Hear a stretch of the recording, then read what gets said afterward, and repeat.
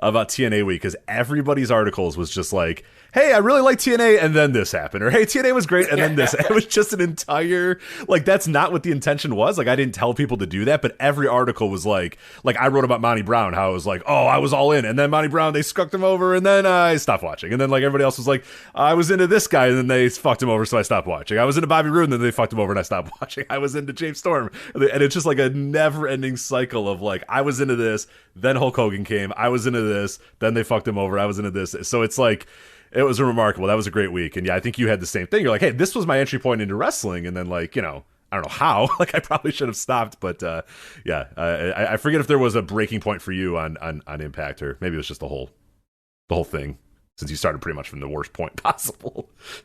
I mean, honestly, what stopped me was I didn't get the Pursuit channel, which I'm sure stopped a good few people from watching. Right. So I ended up just hand waving it until, you know, they got on to where are they at now? Access. Actually, it's so bad that I had to think about that for a second. Like, I laughed thinking, I don't know where they're at, and then I went, wait, I know it's Access because, you know, they gutted their entire company to have Impact on there. But hey, you know, some decisions are those. But anyway, as I said, you can follow him on Twitter at Suit Williams. We're obviously going to do a little bit of a different show than what we usually do with Joe and Rich.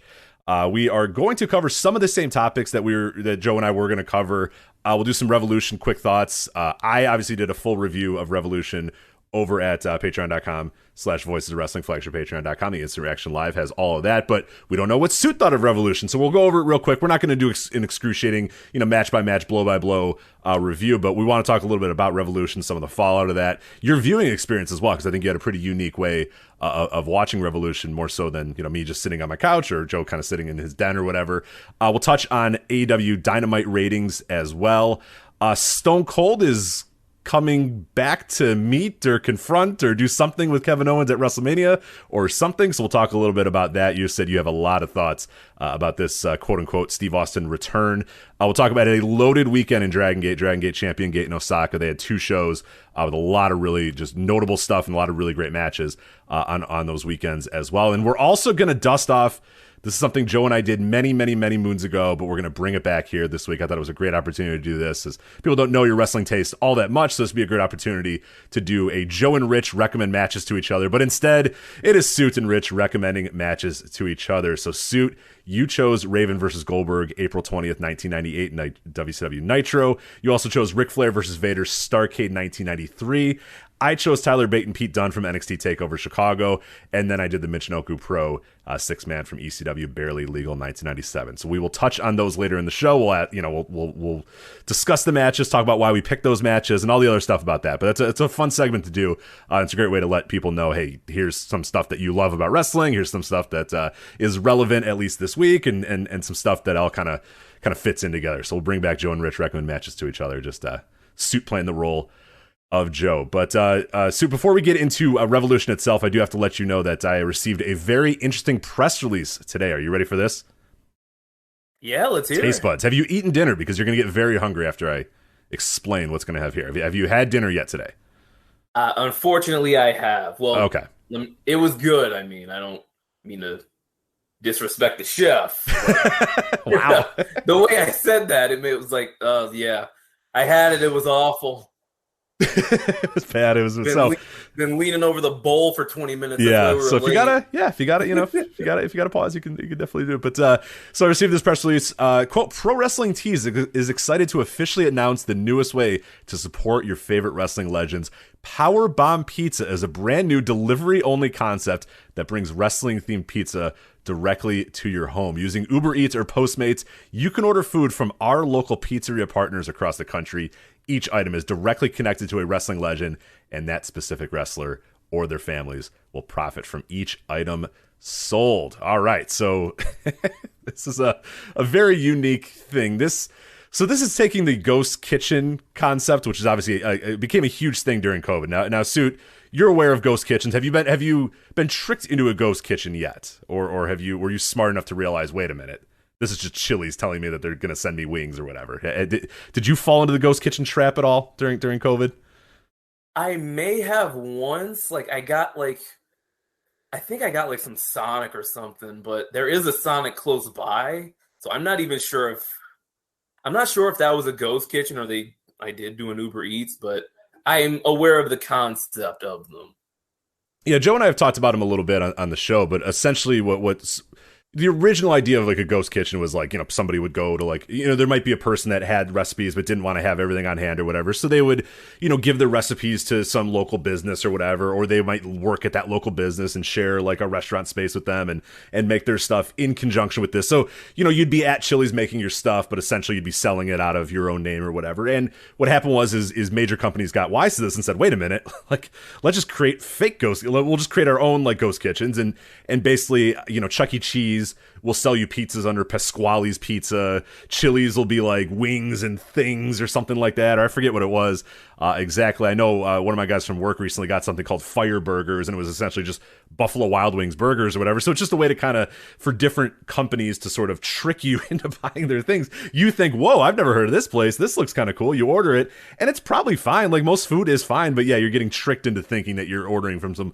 local burger place, and it's just literally Applebee's selling you a burger, giving it to Uber Eats delivering it to you, you opening it, going, wow, whoa, this Fire Burger is really great, and it's just an Applebee's burger, and that's essentially what this Powerbomb Pizza appears to be doing. So you are going to order a pizza from Powerbomb Pizza. Uber Eats and Postmates is going to deliver it, and you're going to pay like $30 for just a normal ass pizza. But these are not normal ass pizzas, Suits. No, they are not, because these pizzas have wrestling themes. We'll start off with, you get two appetizers here at Powerbomb Pizza. You have Eddie Guerrero's Latino Heat Wings. Took them all night to come up with that one, I'm sure.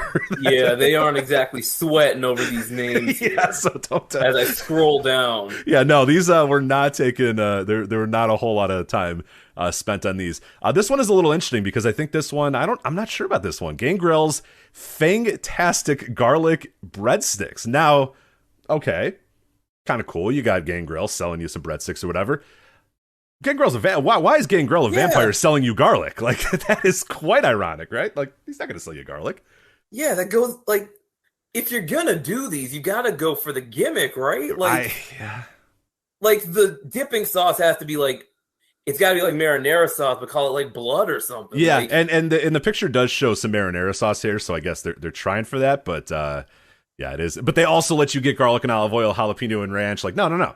Only marinara sauce. Like, you can't get ranch for your fantastic garlic breadsticks. You got to imagine these gimmicks are going to, like, eat them, right? And, like, what? Like, garlic would kill him, right? Because he's a vampire? Yeah, so does garlic kill him, or does it just, like... I don't know my vampire lore that much. I'll have to ask Alistair Black and see if he can enlighten me on vampire lore. But, so then we have some pizzas as well. And again, you are paying a pretty penny for these pizzas. So for people that don't know, you're going to order this. Some local pizzeria that's nearby is going to make it, give it to Uber Eats, and send it on over to you. So you have the 4 Cheeses of Foley. Okay, that's a decent name. That one's not bad. I like, when all the ones came out, I was like, that's kind of cool. You get mozzarella, Parmesan, Provolone, Romano. Okay, that's fine. 4 Cheeses of Foley. That one's kind of good. I mean, I just like pepperoni pizza, so I'm into the Godfather's Pimpin' Pepperoni Pizza, because, like, I mean, pepperoni pizza, man. You know what I mean? It's hard to screw that up, so. Yeah. I mean, these don't look very appetizing from the pictures they show. Right, and the thing to note that it's going to be, like, I don't think the pictures are really, like, I think it even says, like, these are not what you're going to get, because it's, like, depending on who's making this pizza that you're going to randomly order. Yeah, it says at the top, every pizzeria has a different style. Right. So you're not, so even the pictures, which don't even look that appetizing, like, they're saying... It's probably going to be worse. Yeah. This might look okay. Trust us, it's going to be worse when you order it from, Wichita or whatever. So it's like, yeah, it's just very bizarre. You got Vader's Mastodon Meat Lovers Pizza, sausage, pepperoni, bacon, and mozzarella cheese. I mean, I'm still down. At the end of the day, it's still pizza with stuff on it, so that's good. But yeah, paying $35 for the right to have Vader's Mastodon Meat Pizza instead of just calling that same place and ordering a meat pizza. So those ones are kind of whatever. They start getting a little juicy here. They've had their, they made pepperoni and sausage, they made just cheese. Now things are going to get a little spicy here with Rob Van Dam's That's a Lot of Veggies Pizza. What'd you think of their approach on Rob Van Dam's pizza here? I don't get the joke.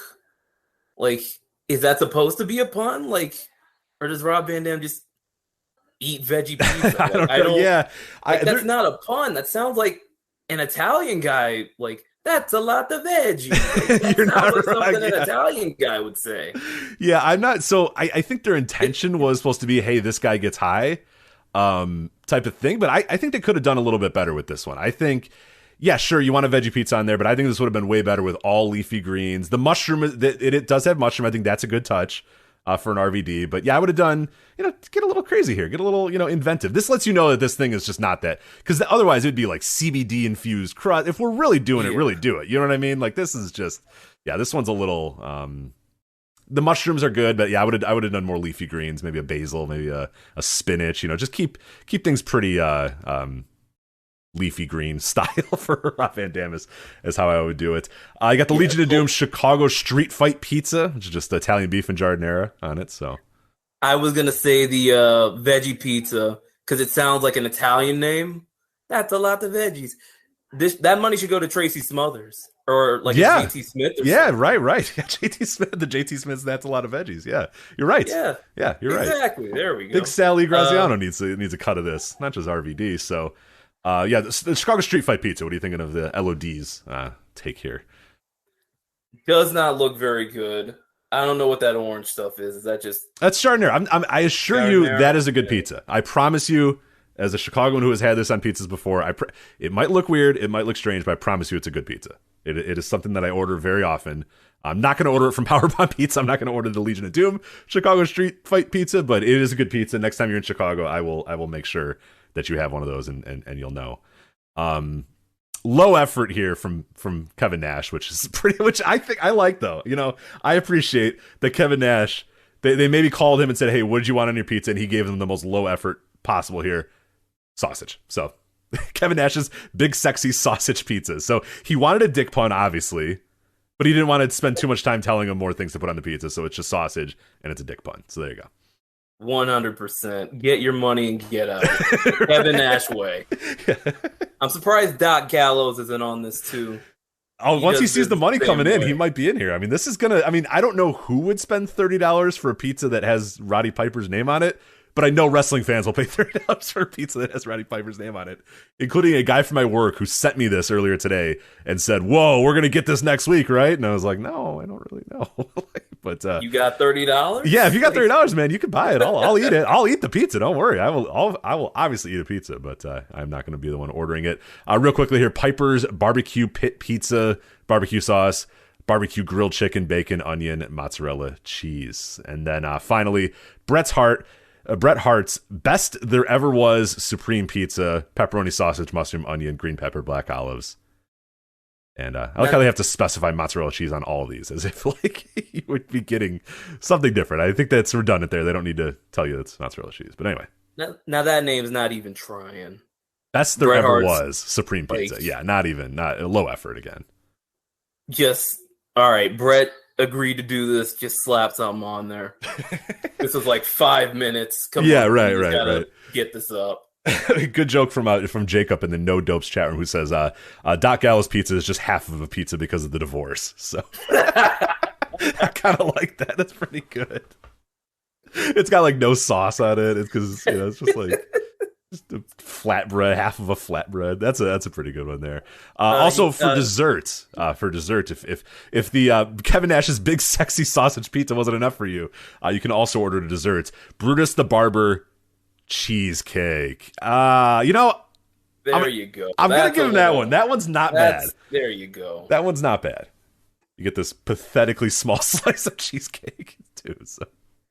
Yeah, that's just like so sad. That's just being cheap with it. Like that's just the tiniest slice. It's very sad. It's a slice for a child. Yeah, it's quite sad. But all right, so now, I guess you said this was Pro Wrestling Tees, yes, right? That's doing this. Yes, yeah. Does the pizza take like 2 weeks to get there?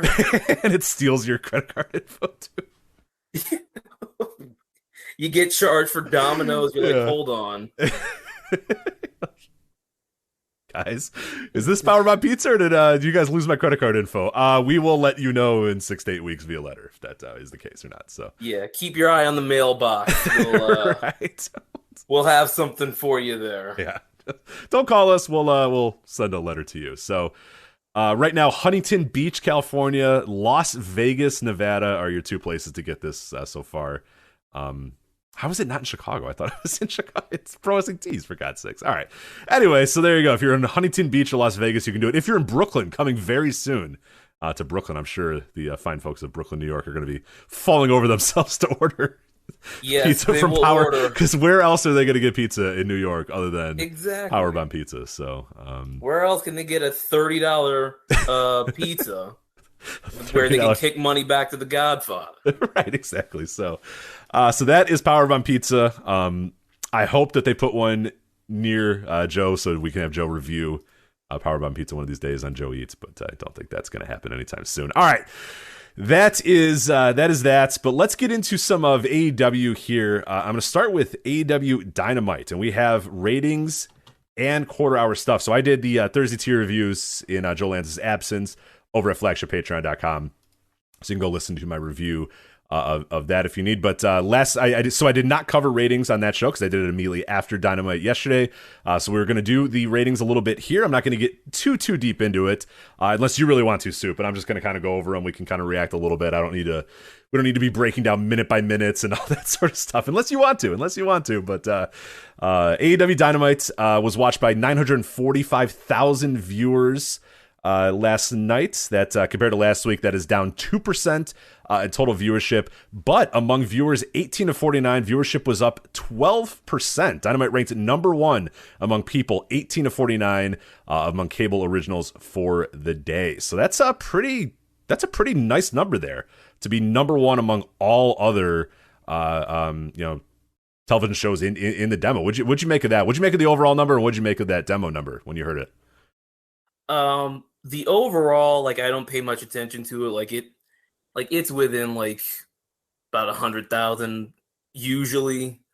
Usually it's within 100,000 of the week before. It's very stable, that overall number. The 18 to 49, I thought it was really impressive. The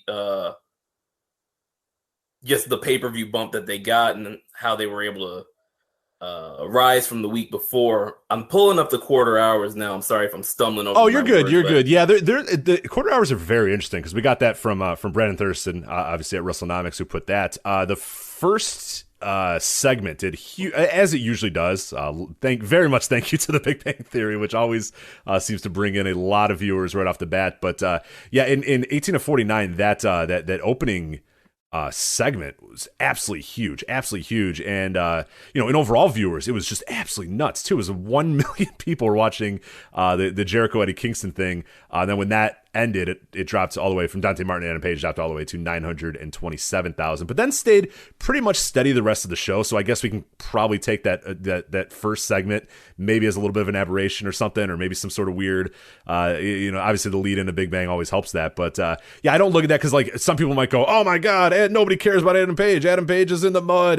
But it's I don't know. That is such a drastic drop that I cannot buy that all of a sudden, a million, 20,000, 200,000, a bunch of people were like, screw this, I'm leaving, I'm not watching this anymore.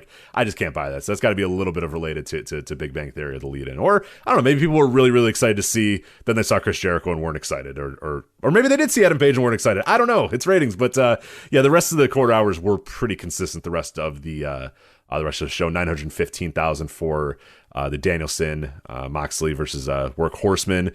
Then he had 886 for the Dork Order promo, so justifying that they should never be on TV ever again, the Dork Order. No, I'm just kidding. 924,000 for the Matt Hardy, Jeff Hardy debut. 939,000 for the Luchasaurus Acclaimed. 944,000 as his total viewership, by the way, for the Layla Hurst Thunder Rosa. And then the main event had 913,000 in total viewers. And the 18 to 49 pretty much follows that exact same trend as well, with kind of the same highs and the same lows throughout the night. But anything you made out of the quarter hours? Yeah, nothing you hadn't said already, because if you look at the Brandon Thurston chart, you've got like he's got this week's chart, but then like behind it he'll have like a little dot line for like how the last 4 weeks have gone compositely. And normally like AEW, like they have the big lead in and then they like kind of tail off as the show goes on. This week it started like huge with the Jericho promo and then just dropped to its normal level and then just stayed essentially straight as a line through the rest of the show. So, I mean, are people into this new Jericho act? Is this demo god thing real? Or yeah, like, I don't know. It'll be something definitely to check out. I mean, it probably doesn't hurt to have Jericho be your first segment off the bat, and that's something that's always remained. Is through all the hand wringing about Chris Jericho and I hate Chris Jericho, all that sort of stuff. Like he always draws, his quarters always do well. This one does particularly, obviously, and I think a lot of that probably is related to the Big Bang Theory, but I think a lot of it too was, hey, it's after the pay-per-view. That was a pretty cool pay-per-view. Let's see how they start off, and yeah, Jericho and Kingston. I mean, hell, if you turn that on and you were even like, sort of a wrestling fan, or hell, even if you weren't a wrestling fan, I mean, those two dudes out there cutting promos. That's something I would stick around for sure. But yeah, so that stayed pretty steady. And then, like I said, the rest of the show kind of fell off a little bit. At least in the demo, you had 90,000 people fall off after the Jericho promo, and then it stayed pretty much right around the 500,000 mark for the rest. Little ebbs and flows here and there, but yeah, being number one on cable in 18 to 49 is pretty awesome for that night. I mean, they were up against the NBA. They were up against some other, new shows coming out. It wasn't like an easy week or a week where nothing else was going on. And obviously the news still playing a pretty important role here in the ratings. But yeah, it's got to be a success for AEW. I'm sure they're pretty happy with that number coming out of a pay-per-view. Even though down a little bit in total viewers, but people that listen to the show, astute viewers, anybody that knows what they're doing knows that it doesn't really matter all that much. Yeah, they were going up against, I believe it was season premieres of Survivor and Masked Singer as well, stuff that's done damage to them before. So to be able to retain the viewership they retained, I mean, that is pretty impressive. For sure, definitely. Yeah. So that's anything else on the ratings? I just wanted to touch on something that I saw on Twitter. James. I don't know how you say this last name, James Gearns. He had collected some data on AEW viewership through March 10th from this time last year and this time this year. So I got the tweet pulled up now at Jamie Gearns, Gearns on Twitter. AEW 2021 viewership through March 10th. Their average viewership was 785,000, and their 18 to 49 was 0.31. That was their average through this time last year. Okay. Now up through 2022, up to this point, their average viewership 998,000, and their 18 to 49 is 0.39. So, not bad. Joe talks about it all the time. Like the week-to-week stuff isn't as important as the month-to-month or the year-over-year right. kind of projections. And when you see something like that, like just linear growth through the same point in the year, like that's promising. That's like really good to know that what you're doing is working and you can point to it and say, hey, what we're doing is working. For sure. Yeah, no, it's definitely notable there. And obviously, having the crowds, having full arenas, having that sort of stuff certainly helps. We saw that with sports. Like, everybody kind of thought, during the pandemic, everyone's just going to want to watch sports because it's like an escape. But then you watch these like halcyon, like weird, warehouse basketball games where they're just playing fake noise. And you're like, this is bad. Like, I don't really want to watch this. This is not taking me away at all from this is not an escape. This is just a smack in the face of reality. And you had that a little bit with wrestling as well. I think AEW, we always said, did the best job of kind of, making that. But still, like, they were able to grow during that. They were able to grow, just fine during the pandemic. I mean, they did not suffer like so many other things did suffer. And yeah, then now go and look and yeah, obviously they've invested a lot more in their talent. They brought in some bigger stars, but like, yeah, this is a hell of a, I mean, yeah, you look at those overall numbers, there's no way you can't be happy about seeing those numbers. There's no way you can't see those trends and say, okay, we're moving in the right direction. The move to TBS was good. The move to sign Punk was good. The move to sign Danielson was good. I mean, it's just growth. I mean, at the end of the day, when you're negotiating that next TV deal, you can get a chart and you can show that, it's moving up. And that's that's what they're going to need more than anything, is to show a chart and say, hey, look, we were here, now we're here, you know, we're going to keep doing this. We're going to keep going up. We're going to keep going up, keep going up. So yeah, that's great to pull that up. That's it. Because yeah, people freak out so much week to week. Oh my God. Oh, we're down, 100,000 in total viewers. It's like, it doesn't matter. It doesn't matter. It's just irrelevant, completely irrelevant in the grand scheme of things. But yeah, stuff like that, globalized trends like that are very relevant. So yeah. And Jacob in the No Dopes chat room, he also brought up that we're a few weeks away from, no longer having the NXT competition, like having a year since wow, NXT yeah, moved away. Shoot, so. We are getting there, aren't we? Wow, it feels like just yesterday, Sue, doesn't it? Yeah, it feels like just yesterday Triple H was alive and NXT was a thing. Right, and one of those things might be true. Yeah, NXT is still kind of a thing, and I don't know about the other one quite yet. I assume he's okay, but I don't know because I haven't seen him and nobody's seen him, and he's kind of weirdly tweeting, but not really him. It's clearly just somebody else tweeting for him. I don't know what's going on with Triple H. It's very strange. It's very weird.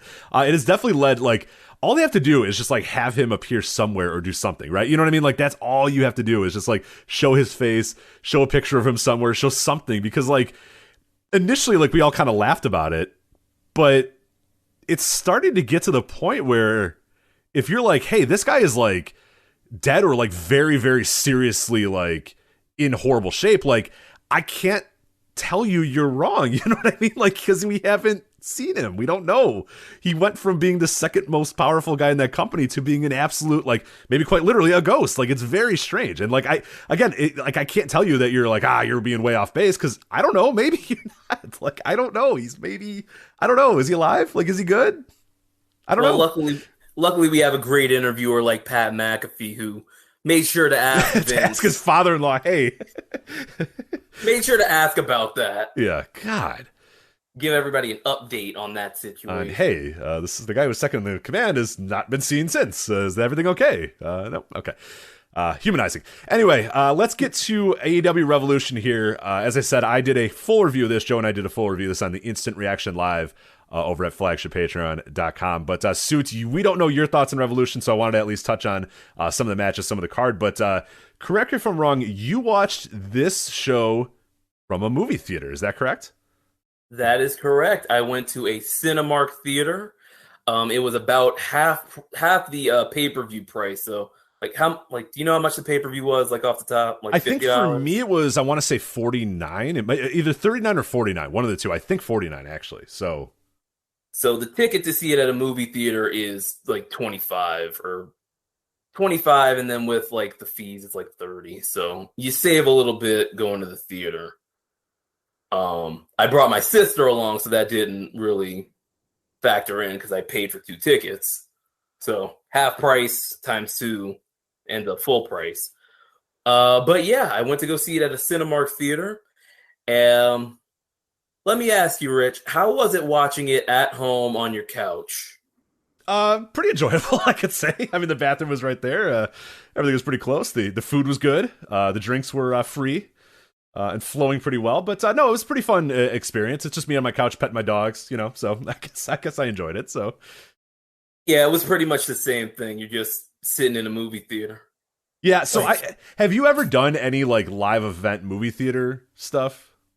I haven't, no. Yes. I haven't done any like closed circuit stuff. Yeah, because like many years ago, and I forget what year this was. It would have been one of the Tebow Florida National Championship years, but I forget who they were facing or what was going on or whatever. But I went to a movie theater to watch it because they were doing it in like 3D, so you like could show up and put on 3D glasses and watch the national championship. This would have had to have been like 2008 or something. Yeah, it's back when like we were doing the third iteration of like, hey, 3D is coming, get ready. It's like buy a 3D TV, Avatar. Yeah, it was like we've done this so many times, the 3D thing, and they keep coming back and they keep coming back, and it's always like, do I have to wear glasses? And they're like, yes. It's like, well, I don't want to wear glasses. Well, they're like, well, then we're screwed. So that's the end of 3D. But yeah, it was probably 07, 08, somewhere in that range, like you said, and I remember it being a pretty interesting way to do it. I know some people, if you grew up in the closed circuit era, like you were very used to that, going to see a big live event, going to see a big boxing show, going to see a WrestleMania or whatever, you would go to your local movie theater and watch it there. But, I grew up in a generation where pay-per-view was pretty readily available.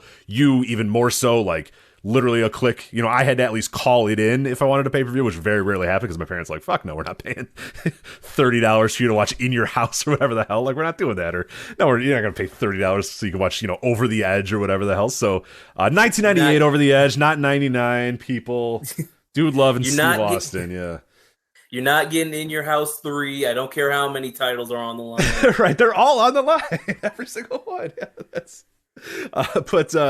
yeah, so like I grew up in that era. You grew up in like the literally 2 clicks to get a pay-per-view era, or literally maybe 1 click, honestly, just click on the yes, I want to buy it, yes, I want to, you know, type of thing. But yeah, so for a whole generation, like going to the movie theater to watch a live event was something they did, but I had never done it. So when the opportunity came to do it, I checked it out and it was fine. Like, it was okay. Like, it's not something I always want to do, but if you're with a crew of friends, if you're trying to, you know, get a little bit of a different experience. So like, I don't know, was this something that you think you would ever do again? Did you enjoy it enough where like the next time they're going to do one, you're going to go, or is this a one and done for you?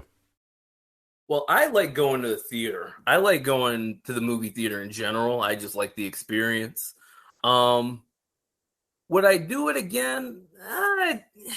It depends, because the theater I was in, there weren't that many people. There was like 15 or so. So tell me they were chanting. Tell me they were chanting Suit. They weren't. Oh. It was just a bunch of people watching the show. They did pop. I will say the loudest pop of the night was William Regal showing up. Okay. Like, that popped everybody because it was awesome. But yeah, other than that, it was just, you know, we had the nice couches. We had it was the theaters with the nice seats, the leather seats that reclined. So that was nice. But yeah, other than that, I will say one thing though.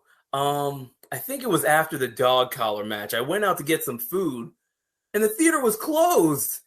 They had like a little dasher board up, and nobody was at the concessions. So they were just done at 10 o'clock. They just locked you dorks in. They just locked you dorks in to finish your stupid show, and then like, yeah, they were just gonna herd you out when you guys were done. So I was going to get some food, and I'm like, oh, crap, I haven't eaten since before I got here. So, yeah. Yeah, I could see that being a downside, too, because I forget who it was, but I saw somebody on Twitter, and I forget who it was that was saying this. Maybe it was quite a few people, that they were watching in a movie theater, and then at like 10, when the movie theater closed, they just shut the show off, and they're like, all right, go home, everybody. And they're like, no, there's still an hour left. Like, they don't understand, like, that the show is going for 4 hours. They don't understand the timing. Like, they just kind of probably thought, all right, yeah, we'll put it on, and then they, I guess, just assumed if it started at, you know, 7, that it would be over by 10 or it'd be over by 9 or whatever. So yeah, this person said that essentially they like turned all the lights on, turned off the pay-per-view, and said, all right, get the hell out of here. We're closing up. And I guess your theater was nice enough to just, you know, close the concession stand, but at least let you guys finish watching the show. So yeah, I could see some downsides there if like, you can't get food. That kind of is one of the good things about being at the movie theater and watching a show, is that, hey, you can go get a popcorn, you can go get soda, you can go get some food or whatever, or they literally just turn the lights on and kick you all out before the show's over, and that's not ideal either. I had a friend who went to an AMC theater and had that happen. Were they just so did they just like walk in and turn the lights on and say, get out of here, go? I think the show just cut off. Like, I don't know if it was like all right, everybody out, but the show they just cut it off. Yeah. I think that was in the middle of the main event too, which is like especially like rough. That's tricky. Yeah, I don't know. I kind of think I want to try it at least once to see. I'm not a big movie theater guy, but I think it'd be kind of cool. Check it out on the big screen. I mean, the audio is obviously great, and you're watching it in a movie theater, watching it on a giant screen, so that makes it pretty fun. Was the video quality was solid enough? Like, it didn't have like lower quality or anything? Oh yeah, great quality. You could hear everything. No like hiccups or anything. It was all good. I would always worry about being in close proximity with other wrestling fans, because that's something I do try to avoid at all costs. But I'm glad to hear you didn't have anybody chanting, "This is awesome," you know, in the recliners next to you. But I don't know, would that have helped or hurt? Did you actually kind of want that when you thought you were getting the movie theater experience, or no? I actually did want that. I wanted that feeling of being live, you know, because when Punk came out to the AFI song, well, one, there was a bunch of people complaining, what's this song? I don't know what this is. My brain is melting. Oh. You included it because, you know, obviously just started watching wrestling in 2008 and you're incapable of learning history. So, yeah, you as well, your brain turned to mush. Well, Yes, but before it did that, I was banging on the leather seat next to me. I was banging out the beat. Hell yeah. I know. Yeah, that's the best. So were you still in Perfect? If people have never been to a show with Suit, Joe has talked about it before, but Suit is one of the best people to go to a wrestling show with. Because you are excited, you're shadow boxing, you're banging seats when you to the music, like you are just did you try to reserve yourself a little bit at the movie theater when you were in public, or were you maybe hoping to do it a little bit more, but nobody else did it, so you just decided, well, I guess I'm just gonna sit here and watch the show? I was trying to be a little bit more held in, but then, Eddie Kingston dumped Chris Jericho on his head, and that just went out the window. So you're reserved for 13 seconds of the show, I guess. Yeah. And then after that, well, hey, it's on now. Yeah, absolutely. That's awesome. That's great. Yeah, so I guess that would be the one thing that would maybe, I don't know, like part of me thinks it'd be really annoying to have a bunch of people sitting there chanting and screaming and yelling or whatever. But then you realize, like, maybe that's better than just like sitting by yourself or sitting with like one person and everybody's just quiet. Like that might be even more strange than like, because you're in an atmosphere with other people. So maybe, you'd want, some people to chant or holler or high five or do some of that sort of stuff. I may as well be sitting at home if I wanted that. Right. At least I'd be at my house. But yeah, I was kind of hoping for a bit more of the live atmosphere. And when Regal came out, that was when it felt most like, all right, there's people here. We're all into this, Yeah, maybe everybody was just kind of like in the same position. Like everybody was too nervous to be the first guy that was like cheering for something. But then obviously they got a visceral reaction when Regal came out. But maybe that's what they're going for. But so that's cool. So again, we said, I think AEW seems to be pretty gung-ho on these, so they must be making money. They must be doing pretty well because every single pay-per-view they do, put a press release out about these movie theaters doing it. So yeah, obviously people are going. It's obviously making some amount of money, and I guess this was just going to be an empty movie theater or an empty movie, a screen that got 15 to 20 people there to watch it. So not bad. But overall thoughts on AEW Revolution. We can quickly go match by match if you want. You can kind of give your quick, pithy thoughts about each. But I thought it was a tremendous show. Joe thought it was a tremendous show, top to bottom. What do you think overall of Revolution? I went into the show and I had 8 notebook matches for AEW throughout 2022. Leaving this show, I had 16. Yeah. I had 8 notebook matches on this show, including the pre-show. Like, this just top to bottom an excellent show. And like I'm with I don't you. know. Like, yeah, it leaves you just like speechless. Like, how good is this company where they're giving you Kingston Jericho, they're giving you that tag title match, they're giving you Punk MJF, they're giving you Moxley Danielson. Oh, yeah, Kenny Omega's here, too. Right, Kenny Omega hasn't wrestled, but he's also here, too. Yeah, it's an embarrassment of riches for sure that they have right now. And yeah, the days of them having like so pay-per-views, like that was kind of the talking point for a little while was, okay, the Dynamites are pretty good, the Dynamites are solid, but the pay-per-views are still a little disappointing. They don't really land on the high end. Like, we are well past that point now. I mean, when you talk about All Out, which, Joe and I came onto that show immediately afterwards and said that was one of the greatest pay-per-views ever, like in any company ever. And I think you would probably agree as well. I think there's I don't know if we told this story on the air, but if people do not know, after the show, so we were in a suite of a bunch of other people from Voices of Wrestling or whatever. Me and my buddy, we drove home. A few other people drove home or whatever. You left the suite and you were ready to get picked up by an Uber or a Lyft, whoever was going to pick you up and take you back to your hotel. But that didn't happen. You were just outside the arena until what, like 1 a.m. or something like that? How long were you outside of the arena for? All right, let me tell the story. So before the show, I go to get an Uber, and there's another guy who's going to the show in the same hotel, and we just decide to share the Uber. There you go. And on the way, we decide, hey, we got an Uber here. Why don't we meet up, and then we'll just get an Uber back. We'll share the price, and it'll be all good. So that was the plan. What happened was... And people should note as well, you getting to All Out at any rate was a miracle in the first place, because that was during awful storms in New Orleans. And we were pretty much convinced you were not going to show up at all. And I remember all of a sudden people were like, hey, is Sue going to be here? And I'm like, I'm not sure if he's going to be here. And then all of a sudden, boom, there's Sue. And we're like, yes, he got here. It's awesome. Because like, it did not look like you were going to get a plane out of New Orleans or anywhere out of New Orleans, given that weekend. That was a very, very bad weekend. Yeah, so we did have the hurricane that knocked the Saints out of the Superdome for, what was it, a month? Me and my family ended up going to Alabama because that's where my little sister goes to school right now. We're there for I think it's like a week or two. We come back to Baton Rouge. All our stuff's fine. We had a little wind damage, but luckily that was it. So basically we get back to Baton Rouge and I decide, you know what? If I cancel the flights to New Orleans was canceled. The airport was closed, so I could assume that my flight was canceled. I would assume if the airport is not operating that no, you are not flying out of that airport. But Baton Rouge is flying out because there's an airport in Baton Rouge.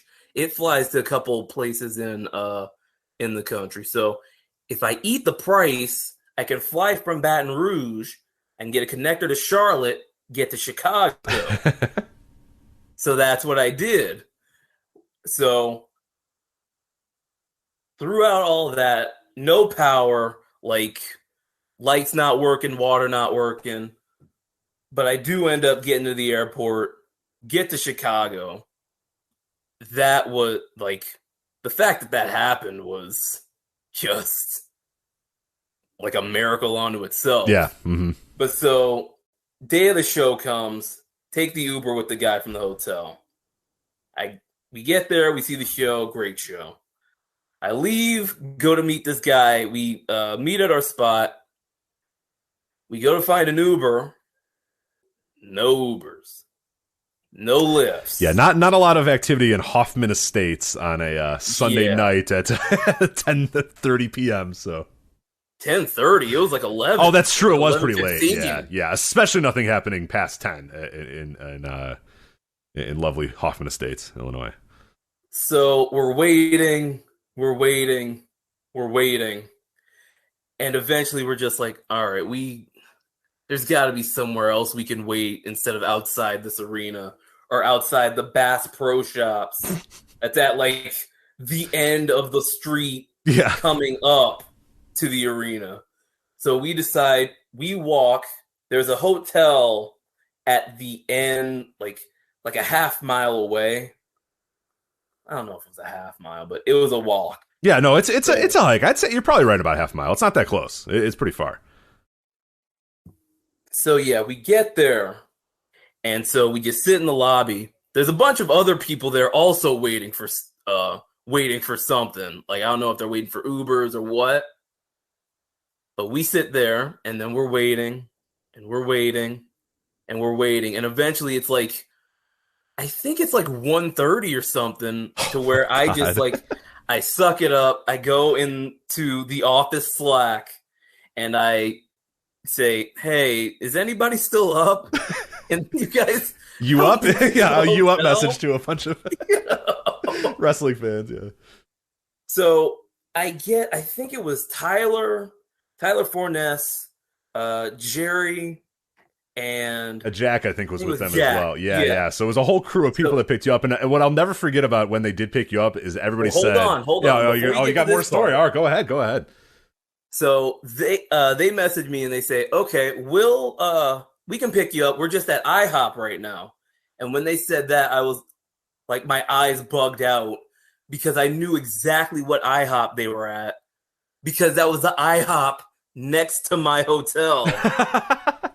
So they had to leave the IHOP, come back, and then go straight back because my hotel is literally next door. So go on with your part. Well, so I was to add that in there. Yeah, no. So I had to add some color to the story too. But so the thing that I mentioned about All Out is, Joe and we're doing a show immediately afterwards, and we're just buzzing, and I'm just like, that was the greatest thing I've ever been to. That's the greatest thing I ever went to. I'll never forget that when everybody picked you up, everyone else is tired, everyone else is exhausted. It's 2 a.m. They're just got back from an IHOP. They're ready to all go to bed, but they had to pick you up because you were stranded and off in the States or whatever. And they said, this random dude they don't know. It's just a dude in the. I forgot that there was just a guy. That suit's got a guy with him. Yeah, just some rando dude that's just hanging out as well. But the best part about that is that they said you got in the car and you were still hyped up. You're still like, oh, how awesome was that show, guys? How great was that show, guys? And that is the thing I'll always remember, is that even at 2 a.m., the excitement from All Out, you were still buzzing off of that. So just a great thing. So yeah, did Revolution have the same buzz for you, or was it a little different? Obviously not being in the building. And good show. Revolution is a good show. It's not All Out. Like, let's be honest, it's not All Out. That's like a once in a lifetime experience, I think. It didn't end with the punch that All Out did, because like you're not going to get Adam Cole and Bryan Danielson debuting at the end of the show. You know, the same night CM Punk comes back to wrestling. Like, you're not going to get that, like, once-in-a-lifetime feeling. But this was pretty close, because, like, just up and down the show, you had these great matches that were great in different ways. You had Kingston and Jericho just getting in and just fighting each other. That was my match of the night.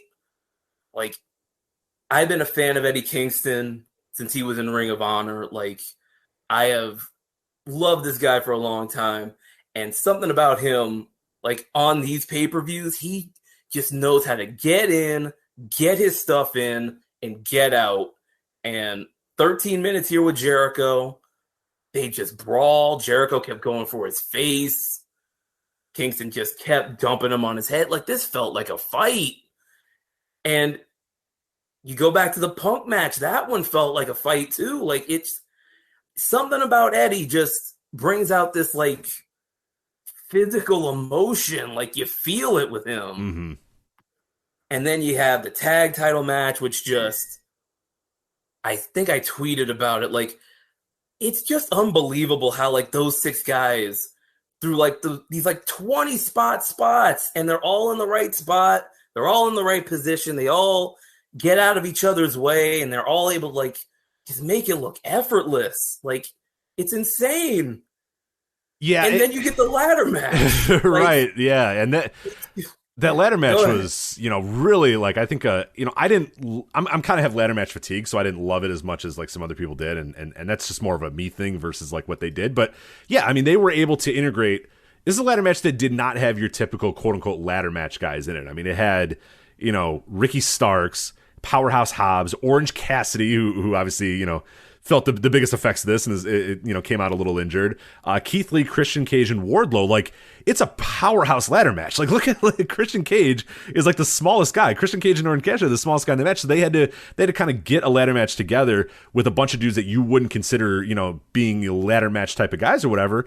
And it rocked. Like, it was really, really good despite that, with Wardlow, Keith Lee, Powerhouse Hobbs, and those guys doing big man spots. I mean, yeah, I think that was a work of art as well. And yeah, we're talking about, that's just the first 3 matches of this show. That's you got Kingston and Jericho. They beat the hell out of each other. Just great stuff. The tag title match, which, like you said, yeah, it's just guys just doing stuff like crazy. Nobody in the wrong spot ever. Never a move that's even slightly out of place or not working perfectly. And that's, the Bucks can just do that in their sleep these days. And yeah, the Face of the Revolution. I mean, you start off with 3 just really, really great matches. And honestly, my match of the night still hasn't come yet. I thought the main event was good. And then Moxley and Danielson was great too. Like, the only things that on this show that you can really say, and Joe said it on our instant reaction, the only matches you can really say that didn't deliver were the women's matches, for better or for worse. I thought the TBS title was fine. It did exactly what it needed to do with Jade Cargill getting the win, in 7 minutes or whatever. And Britt and Thunder, I mean, that I think most people would probably agree that was a disappointing match, and we expected a little bit more. And let's hope that this week on Dynamite in a cage match in Thunder Rosa's hometown that they both step up and have a little bit of a better match. But I mean, take those matches out or kind of strike them from the record or whatever, and you're talking about an all-time great show. And I think it does belong in that pantheon of just like you said, you doubled your your 4-star matches in a single night. I mean, you can't beat that for a pay-per-view. I mean, that's a great value to get out of a pay-per-view, to get that many good things. But what'd you think of move out of the dog collar match here a little bit? So I talked at length about that, but what'd you think of the CM Punk MJF? And we can talk about the entrance music thing if you want, but I'm exhausted by it. It's like a few dumb people that it got amplified way more than it should be because people are really insecure about their knowledge of wrestling or whatever. So I don't know. Did you have any thoughts on the entrance music thing, or would you rather just talk about the match and how great it was? If we recorded this yesterday or the day before, I could have gone on a rant, but I'm over it now. Yeah. Like, it's just, it's okay if you don't know, but like, don't extend that to a mythical person too stupid to tie his shoes. Like, don't extend it to this mythical casual fan that you make up in your head because you don't understand it, so no one else is going to. Like Excalibur said it in like 15 seconds. You're right. If you didn't know it, music. Yeah. If you were confused for a few minutes, like, or for, I don't know, 25 seconds, Excalibur says, CM Punk really taking it back to Ring of Honor with the entrance music and ring gear. And it's like, there you go. That's all you needed. That's it. You're done. It's right there. But I thought one of the tweets that really, that I loved the most was PWO Loss, at PWO Loss, who said there is an entire pro wrestling religion around the idolized casual fan. It's similar to how politicians talk about white factory workers in the Midwest. And I thought that was a great tweet and a great analogy because, yes, every single political season, there's this mythical, blue-collar factory worker guy that they're, bootstrap, hard hat, lunch pail. And those people really don't exist in the sense that they think they exist, that these politicians think they exist and are all vying for. And it's the same thing with wrestling fans and wrestling pundits, is that immediately if like they don't understand something, it immediately is like, well, casual fans aren't going to get this. Or even if they do understand it, they're like, oh, casual fans aren't going to get this. They're fine. Casual fans are fine. The people that watch the show are fine. They will either know what it is, they won't know what it is. Excalibur will explain it. If Excalibur didn't say a thing and didn't explain a thing and just said, oh, well, there's CM Punk, like, okay, then I could maybe buy it. But he told you what it was, and it's like not that hard to figure it out. But there's a lot of like projecting.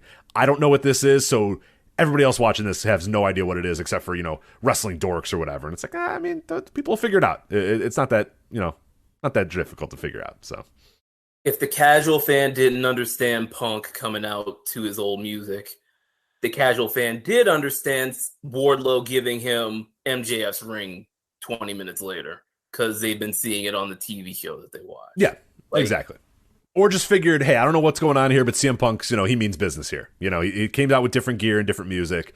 Okay, cool. You know what I mean? Right. Like, the fans seem to like it, and the announcer's saying something about it. Okay, it's fine. But we got to stop with this, like, that something happens that happened not in the company, and somebody's not screaming about it. So now, like, your brain just turns into utter mush, and you just can't even consider other facts. What is happening? Why is this happening? And then you turn it off and you never watch it again. Because that's the mythical casual fan, is they see something they don't quite understand, and instead of saying, I wonder what this is, or I should look more into this, they instead, spontaneously combust and then never watch the television show ever again. So that's unfortunately what the mythical fan does. So. But the match was great. But yes, let's not ignore all that bullshit and talk about how great this match was. I went full 5 on it. I thought this was probably in my running now for match of the year. I thought emotion was there, the work was there, the blood was there, callbacks, references to CM Punk and Raven, references to other stuff with MJF, a perfect finish, a great ending. The ring was great. I mean, I said enough about this match already, but Sue, where did you rank this? Would you rate it, and overall, what'd you think of the match? It's on my match of the year list too. I've got it at 4.5. I think there was a little bit of a lull in the middle, but like, the stuff that they did do, like, it was excellent. Like, you started off with MJF coming out and trolling people with Cult of Personality, which, if you remember, that's the first thing people wanted MJF to do. Like, since before Punk came into the company, they've been wanting him to do that forever to get him heat.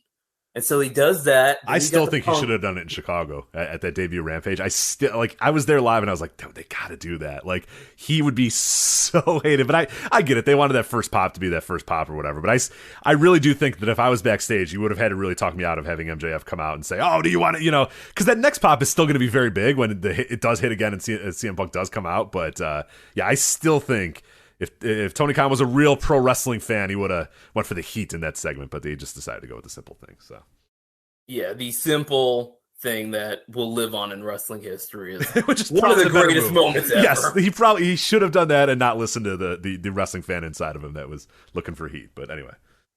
But yeah, then you had Punk coming out to the AFI. Again, I'm slapping the leather chair next to me. Then the second MJF realizes he's in trouble, he cowers in the corner, and what does he do? He offers a handshake. The first thing that kicked this feud off. There's so many little things that they just threaded together from this feud that they paid off in this match. And then at the end, you get the ultimate payoff with Wardlow turning on him, giving Punk the ring and knocking him out. And I did want to answer Joe from the instant reaction. He was saying why, his one complaint, and it was a little nitpick, was why does he need the ring when he's got a 40-pound chain on his neck? He's been hitting him with the chain for it's not working. 25 minutes. Right. It wasn't working. Right. The ring is one shot, one kill. Yeah. I agree. And I think I addressed it too with Joe. I think that was just super, super nitpicky. To me, that didn't bother me whatsoever. I think, like you said, the chain he has been working on.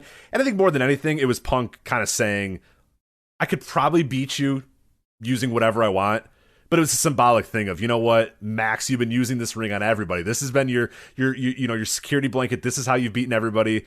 I'm going to get that one final shot in with this ring that even if you want to suspend your disbelief about it means it's no more impactful than the chain. It's just the symbolism of I'm just going to do this to you because I can and because I should for you to finally get your comeuppance once and for all. I had zero problem with it. I think it worked great.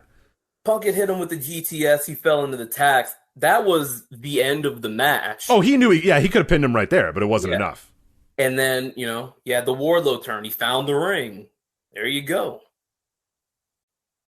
Yeah, so I loved it. Yeah, I thought that was great. Moxley and Danielson, obviously really, really enjoyed that match.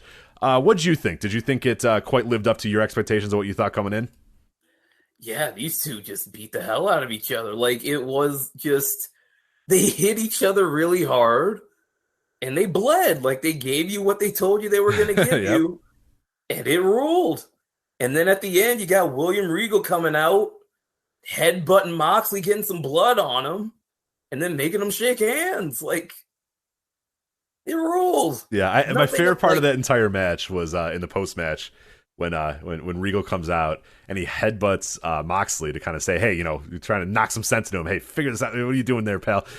And Danielson, the look on his face, we talked about it in the instant reaction. Danielson's got this, ha ha, Dad got mad at you. Look, you're in trouble. And then Regal turns around and slaps the shit out of Danielson. And Danielson's like, oh, what? It's I'm in trouble too. It was just, oh my God, it's so great. Wrestling is so good. Oh God, wrestling is the best. It's just being able to do that stuff. You know what I mean? Just being able to kind of,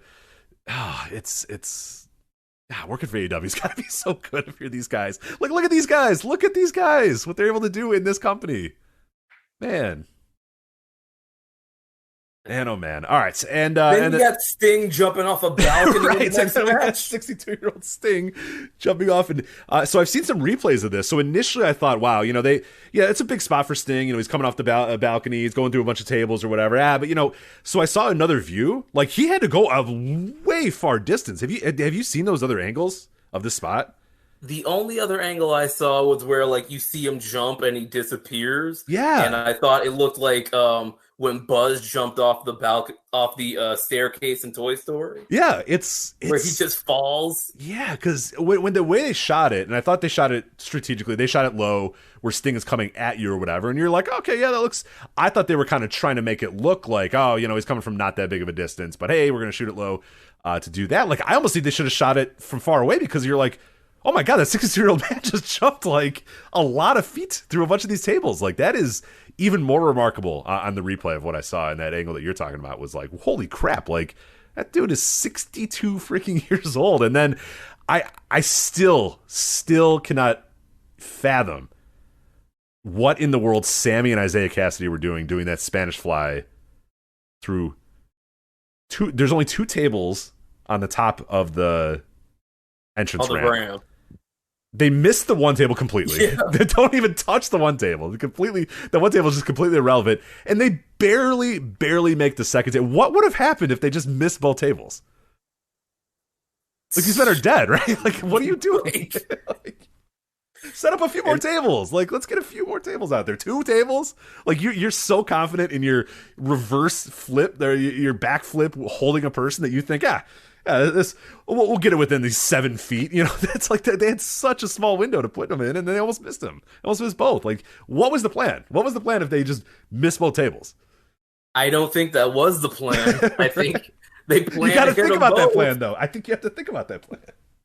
But yeah, then, Wednesday you had Sammy taking it easy. Only did a 630 through one table. Yeah, only just At made a least he was table going fucking forward. explode. Yeah, as he went through. Yeah. Hot knife through butter on a table. Like, just... The man's insane. Yeah, he is absolutely wild. And then the main event, Paige and Adam Cole. I thought it was good. I don't think it was anywhere near on the level of Moxley and Danielson. I don't think it was anywhere near the level of Punk and MJF, and I don't think it was anywhere near on the level of Kingston and Jericho. So I firmly put it in kind of middle road, and that's not necessarily, that's not a bad thing when you're talking about a show like this that had so many good things. But yeah, it may be a little bit disappointing for some people if you're expecting, AEW main events to kind of deliver on that level. But it's not that big of a deal for me. Like, it doesn't really matter. All Out, we talked about one of the greatest shows we had ever been to, one of the greatest pay-per-views ever. Like, the main event of that show was just good. It was a good, Christian and Kenny Omega was good. It wasn't great. It wasn't all-time great. It was just a solid as hell match, but like, it's fine. Like, that's okay when you have a show where pretty much everything else on it is fucking great. But what did you think of the title match? Were you disappointed? Did it meet your expectations? Kind of what were your thoughts on that? I did the written preview on the website. I said that, like, if these two could keep the crowd engaged after like a 4-hour show where let's be honest, they were coming in cold.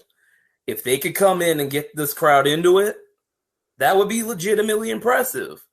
And the crowd they were engaged, but at the first half of the match, they were goofing off. Like, they had just figured out that both guys' names were Adam, so they were having some fun with that. It was pretty funny that all, like, I don't know how many people, 9,000, 10,000, whatever many thousand people were there, all simultaneously 3 minutes into the match realized, wait, they're both Adam. Like, that guy's Adam, but that guy's Adam. Yeah. Oh my God. Yeah, because it's like, it starts out as a very light chant, and then little by little, like, the light bulb just bing, ding, ding, and everyone's like, wait, they're both Adam. And yeah, they kind of go with that for the next 10 minutes, unfortunately, that both men are named Adam. So, but then after that, like, I think it was like the table spot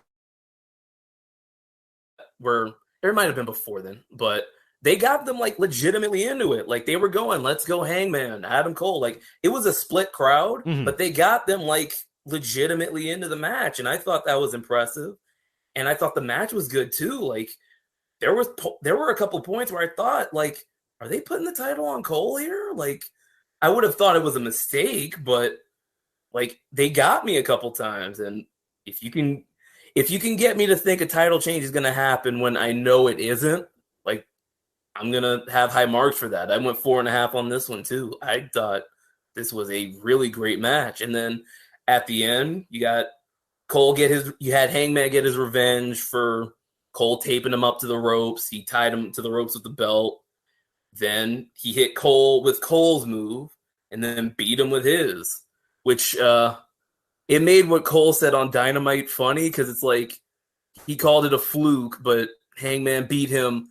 He didn't just beat him with Hangman's move. He beat you with your move, Cole. So, like, what are you talking about? Yeah, that's why I wasn't sure if, like, that was supposed to be taken as, like, I'm a heel that doesn't quite understand what happened, because he's like, you barely beat me. You beat me with a fluke, and I took you to the limit. I'm like, I think he beat you pretty convincingly and did it with your move. Like, so I don't know if I was supposed to interpret that. Yeah, I don't know if I was supposed to interpret that as, like, Cole, like, is just kind of trying to lie to himself, or if we're supposed to believe that, like, that was him being taken to his limit. I don't know. I'm still a little weirded out by that, of not quite sure what I was supposed to believe with. I think that's Cole just being a heel, trying to talk his way back into a match. Right.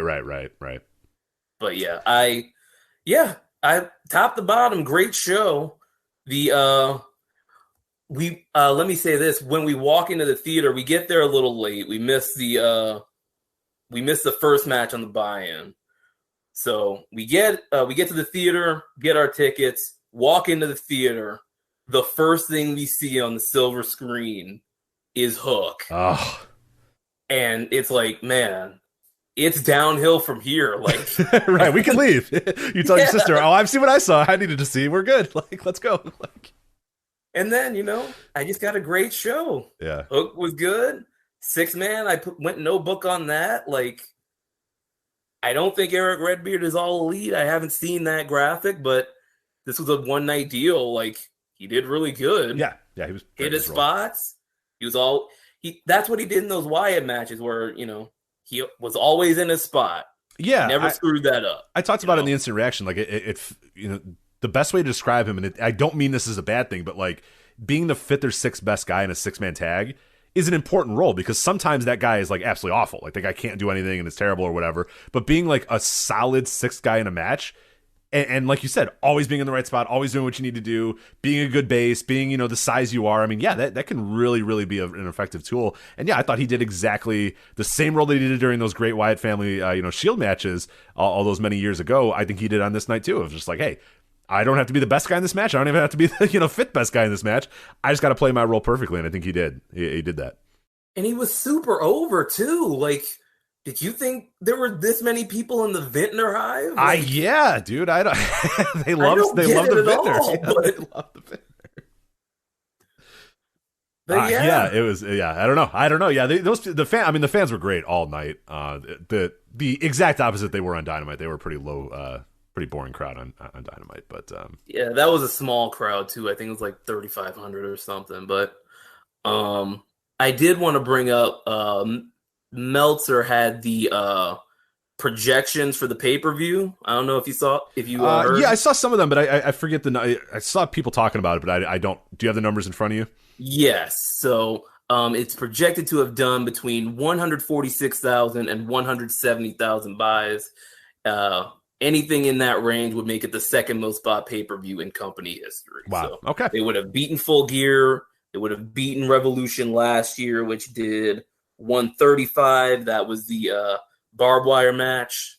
So yeah, hey, there you go. Hangman headlining the second and third biggest pay-per-views in company history. Yeah, I mean, how about it? I mean, yeah, it's not. You're not wrong. I mean, it is true. Yeah, those are great numbers. If those are the case, I mean, and I think that's something that does maybe go underreported or underthought about, is people look at those numbers and they go, it's 100. But like, peak, there was a lot of TNA pay-per-views that were getting like 10,000 people, and that was 10 years ago. You know what I mean? Like, that was a long time ago that they were doing 1/10 of that, and that's when pay-per-view was, 10 times more important and 10 times more relevant. I mean, these are good pay-per-view numbers. They're not like blow away. They're not like, oh my god, this is a totally transformative, way to present, sports or wrestling or whatever. But those are damn good numbers, and that's not including people going to theaters, not including all that sort of stuff, which is a minimal number there, but they're making money on these. Like, that's a lot of money coming in for these pay-per-views. So yeah, I would expect that not to change unless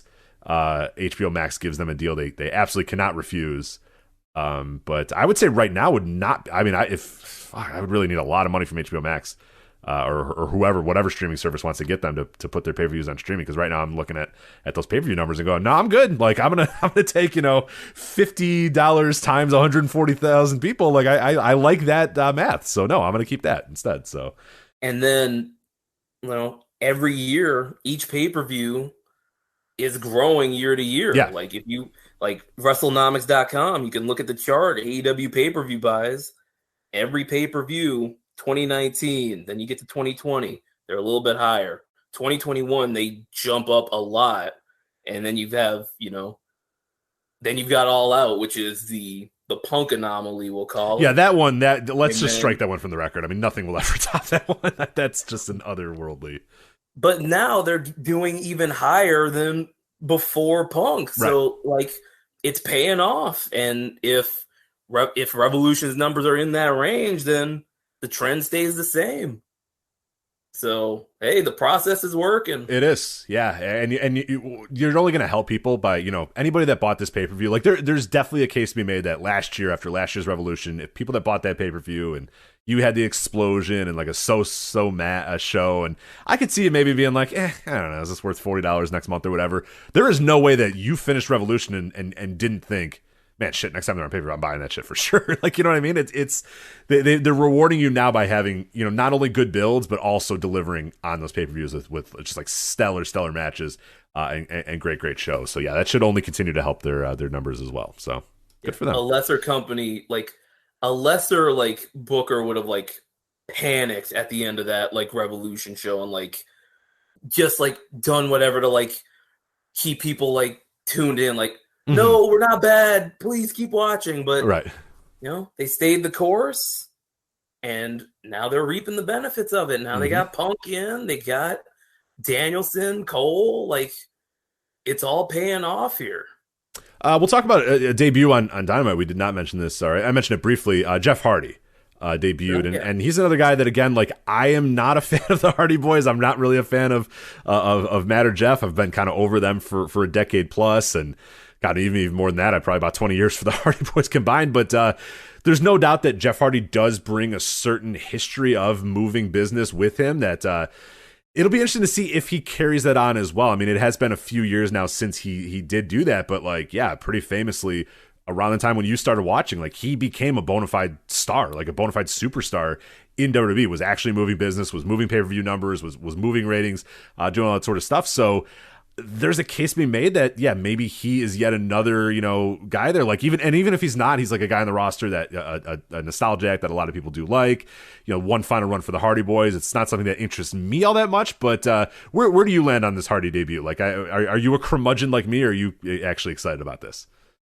I would be more excited if it was a Jeff Hardy run and not the Hardys. Oh, but you love Matt Hardy, though. I am under the impression that you are the world's #1 Matt Hardy fan. Is that incorrect? I would call that incorrect. Okay. I would call that wrong. I'm kidding, of course. You are the leader of the Matt Hardy haters club, I would say, because you not a fan of Matt Hardy, and I'm kind of with you too. Like, I might have like minimal interest in Jeff Hardy, but I have like negative interest, like negative 10,000% interest in ever seeing Matt Hardy ever again on AEW. I would be perfectly fine if he went away and was never ever heard from again. Yeah, I feel like the HFO was by and large useless. Like, they didn't really do anything for anybody, and now they're Andrade's unit, I guess. Yeah, we got to figure out how to get Private Party back doing something more than this stuff. I thought, I mean, they might be going against the Hardys. Yeah, so that's true. That's something, I guess. Not a bad team to work against. No. Yeah. But yeah, Hardy, I'm a net positive on that. I think, he's a good enough wrestler at this point in his career. Like, you don't really have to push him. He'll be eternally over. He brings that name value. You get the merch sales. Like, there's more positives than negatives to it, I guess. Yeah, I just, I would prefer it if it was Jeff and not the Hardy Boys. Like, their tag divisions, like, they're too stacked to be like, we're doing the Hardys thing again. Yeah, and I think that's, there are a lot of people that are like, no, it's a Hardy Boys reunion. I'm like, I've seen like 3 Hardy Boys reunions in my life. Like, I'm good. I am perfectly satisfied. My thirst for a Hardy Boys reunion has been quenched many times. I don't need it again. I don't need one final run of it. I've had it. But yeah, with that being said, like, I am cautiously optimistic because of the way that AEW has used these nostalgia acts and has used these guys. Is every single one of them has been used to get somebody else over, has been used to get a young wrestler over. CM Punk, they probably don't need to treat CM Punk that way, but I think CM Punk wants to be that way and has done every one of his stories with a younger wrestler trying to get him over. Bryan Danielson, maybe a little bit of a different one because Danielson is like still in his quote unquote prime or whatever, so I don't really count him as a quote unquote, a nostalgia act in that same way. But like Christian with Jungle Boy, that's eventually going to happen. we've seen it with Sting and Darby. Yeah, it's like the perfect example there. Like instead of the TNA style where Sting is winning your world title, Sting is just attached at the hip with a younger wrestler to try to get him over. Punk in his early days was attached at the hip with Darby as well to kind of get him over. Christian attached at the hip with Jungle Boy. Like they've kind of done that with every one of the regular guys. So if the Hardy Boys go out there and win the tag team titles and they're like the best tag team, then I'm well in my rights to roll my eyes and go, really, this is what we're doing. But if they're just going to go out there to have matches with Private Party or have matches with Darby and Sting and do stuff like that, then do the Young Bucks match, right? And that's fine. Like that's perfectly fine. But they have been able to kind of resist that temptation to put the Nostalgia X too much over. So I'll go in cautiously optimistic, even though I'm still kind of just bored of the whole Hardy Boys thing. But I get it. Yeah. I don't personally like it, but I get it. Is probably the best way to say it. If there's any more juice, if there's any, I don't even know how to say this. Like, if there's any more juice to squeeze, like, I trust that AEW knows how to do it. I trust that Tony Khan knows to get that last few drops of orange juice out of Jeff Hardy. That if anybody can do it, it's probably him that can do it. So. Yeah. There you go. Well, speaking of squeezing the absolute last remnants of juice out of somebody, Stone Cold Steve Austin is coming back or something. I'm being delivered an ice cream cake. What is this? Yeah, it's melting, so I'm going to put it in the freezer. All right, I will have it afterwards. So it's rainbow. So there you go. Katie was leaving. Yeah. And we were fighting over who was going to get the rest of the rainbow cake. Uh-huh. And she said, I'll cut in half. And I said, there's only one box, Katie. How are you going to cut in half? So you cut the box in half. She's like, I'll cut the box in half. Uh-huh. And I was like, that's ridiculous. You can't do that. And then I came in the back and the box was cut in half. And now we said, it's like a BFF thing. It's like the necklace, the BFF necklace? Because like she has one half of the rainbow box and I have the other. Okay, well, I can't in good conscience eat the rest of this cake then. That's the only thing I ate today for lunch. Fantastic. Well, go get high and eat the rest of this if you want. You can do it. I was like, we bought this cake. It's my best friend at work's last day. And we get in the back and I said, I looked at her. I was like, well, I got to take the cake out so it can defrost because it's an ice cream cake. And she looks at me and she goes, can we eat the cake first? And I was like, yeah, obviously. And then you never ate anything else. And then we both heated up our lunches and then we got rid of them. Well, enjoy it. Well, am I allowed to have that ice cream cake or no? Dude, it's like 5 inches of kite glass. Okay, so I don't need all of it, is what you're saying. No, this is for like 4 more people. I can eat a lot, so. No, we tried. Hi, nurse. I have a weed joke about you later. Oh, there you go. We have a guest host, no Joe, so. The nurse. She doesn't care. She ignored you. She doesn't care anymore. Here, I have headphones. Do you want me to have her come over and you can do your weed joke now? Well, it's about one of the matches. I was just gonna slip it in there, but I mean we can. We'll wait. We can do it with no context. Yeah, that's fine. Nah, that's all right. All right, we'll call that a teaser, and we'll let you. We'll call it a biz. So you're a pro. You're a pro, Suit. You know the teaser. So. Anyway, speaking of squeezing juice out of the last little remnants here, Stone Cold Steve Austin is coming back, sorta, to meet or confront or do something with Kevin Owens at WrestleMania or something. So, if you've not been following this, Kevin Owens has been wearing a cowboy hat and being very mean about Texas. And that's the dog doing that's gross. No, Kevin Owens. She hates Kevin Owens. It's like her least favorite wrestler. Her least favorite wrestler in the world is one Kevin Owens. Her and my mom have that in common. I hate fucking Kevin Owens and I hate cowboy hats, and the two together make me want to vomit up the rainbow. Well, then you should watch Night 1 of WrestleMania. Gross. Stone Cold Steve Austin. We will WrestleMania Saturday. WrestleMania Saturday night. Yes. Thank God I'm gonna be in Alaska. Yeah. All right. Hit the bricks. God. All right, so Kevin Owens has been very mean about Texas. So he eventually this Monday called out by name Stone Cold Steve Austin to appear on WrestleMania Saturday and appear on the KO show. On Tuesday, WWE posted a video with Austin accepting the challenge. Quote, whether you want to call this a KO show, a match, a fight, a brawl, whatever, I will guarantee you this. In Dallas, Texas, where I started my career at WrestleMania, Stone Cold Steve Austin is going to open up one last can of whoop ass on you, Kevin Owens. And that's the bottom line. The Stone Cold said so. So Dave Meltzer reported that Owens and Austin is officially on the books as a quote-unquote confrontation. What do you make of all this stuff going on, Suit?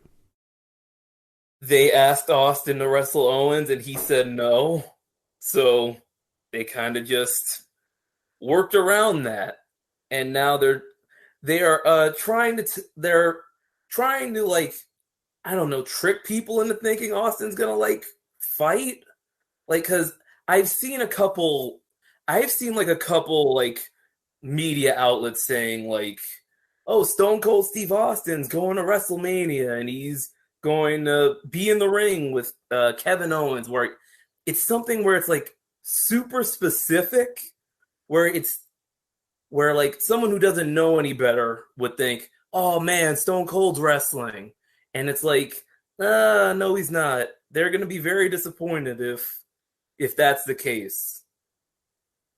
Right. And yeah, I think it has been a little, and so in part it's disingenuous on WWE's behalf, but it's WWE and they're a wrestling company. They're professional liars. It's a company of professional liars. Like I'm not going to hate on them for trying to trick the audience into thinking that you're going to get a Stone Cold Steve Austin match or whatever. Like, that's fine. That's what they're trying to do. That's what they do. They're a company that lies to their fans. Professionally, that's what they do. I expect a little bit better out of everybody else, though. But like you're saying, I see a lot of people weirdly being like, whoa, this is Austin's first match since WrestleMania. And it's like, no, it's not. Like, they've tried to kind of tell you, and Austin even says it in his promo there, that whether it's the KO show, a match, a fight, a brawl, whatever, Owen says, hey, I want you to come out on the KO show. Like, maybe they were kind of directing it towards a match, but I feel like anybody with any amount of logic or sense could have said, okay, Austin's not getting in the ring there and wrestling. Like, there's a reason why he hasn't wrestled for 20 years. He's not going to come back here and wrestle Kevin Owens. Like, his body probably can't do it. He probably doesn't want to do it, whatever. So, but somehow people just kept running with it. And now we're pretending that this is like the first time Stone Cold Steve Austin's appeared in anything in like 20 years. Like, he was at the last WrestleMania in Dallas. Right. He did. Correct me if I'm wrong, Suits. Maybe my brain turned to mush. I thought he did Stone Cold Stunners to Rusev and Wade Barrett on that WrestleMania. Did he not? I mean, my brain did melt during that show. Like, maybe that was like hour 5, and I was gone by like hour 3. That was a horrific WrestleMania, by the way. But yes, one of the worst nights. Like, one of the worst nights the Rock of my with the life. flamethrower. The Rock with the flamethrower. I'll never forget how upset I was. I was with a buddy watching, and when I hear, "Do you smell?" and I'm like, let's go. Like, I'm so sick of this. And then my guy's got a flamethrower, and I'm like, what the fuck? Like, come on. We're 6 hours into the show, and this motherfucker's lighting his logo on fire with what are we doing? But yeah, at some point during that 9-hour marathon, Austin did stunners to Rusev and Barrett. So we've seen that. Also, in that same show, he did a Stone Cold Stunner to Xavier Woods. Okay? Yeah. Then on Raw 25, January 22nd, 2018, he did a Stone Cold Stunner to Shane and Vince McMahon. I kind of remember that. Yes. Then on the Raw reunion in 2019, he did a Stone Cold Stunner to AJ Styles. I don't remember that. On the March 16th, 2020 Raw, the weird, one of the first COVID ones, yeah. Where they had the hard cam facing empty seats in the back just of the most ridiculous. And the back of the what was it, the Performance Center? Yes, with the HVAC units in the background going on. Anyway, he stunned Byron Saxton and then gave Angelo Dawkins and Montez Ford Stone Cold Stunners. So why are we pretending that this is the first time that he's done anything? He's going to go into this ring, he's going to talk shit to Kevin Owens, and he's going to give him a stunner. We've seen this. We saw it at WrestleMania, like you pointed out, and we've seen it 4 or 5 times since then. But people are pretending that if you're not excited about this, that you just, what the hell, why are you not excited about Stone Cold returning to the ring? He's been in the ring. He hasn't left. Like, I found this tweet from the official SportsCenter account. Blue check mark and everything. Here is the tweet. Stone Cold is returning to the ring for hashtag WrestleMania. And then there's a little image that says, Stone Cold Steve Austin will make his return to the ring and face Kevin Owens at WrestleMania 38, the WWE announced. Like, they're trying to make people think Steve Austin's wrestling. And he's not. Right. And you should be smarter to realize that. Like, WWE, again, is trying to trick you, but again, like I don't give them, like I hate to say that I'm giving them like, yeah, but they're allowed to because they're wrestling. It's WWE. They're like garbage anyway, and they're in this business or whatever. But like, no, people need to be smarter about this, but they're not. So WWE is they're playing exactly into WWE's hands because you have SportsCenter and a bunch of other people advertising that Stone Cold is returning to the ring, and there's probably a lot of people that are gonna check out WrestleMania now because, oh hey, cool, Stone Cold's gonna return to the ring, and they're gonna be greatly disappointed when my man's out there in his jeans and his shirt and he gives a stunner to Kevin Owens, and then that's it. Like that, because that's if people expect the knee braces to be put on and he's going to go out there and have a 15-minute back and forth wrestling match with Kevin Owens, like that's clearly not happening. And WWE is being safe to tell you that's not happening in a way, but everybody else is still kind of convinced that is happening for some odd, strange reason. So I don't know what the hell is going on. Coming out on his ATV. You think he's going to pull out the ATV? Oh, for sure. Right. Oh, I don't know. The New Day have been apparently doing something with an ATV on SmackDown. Okay. So maybe he won't steal their gimmick or whatever. Because, that's what they worry about. But yeah, there's... I like how the New Day's... remember when Biggie was the champion? And Kofi, remember that? Yeah, I do. Yeah, that was...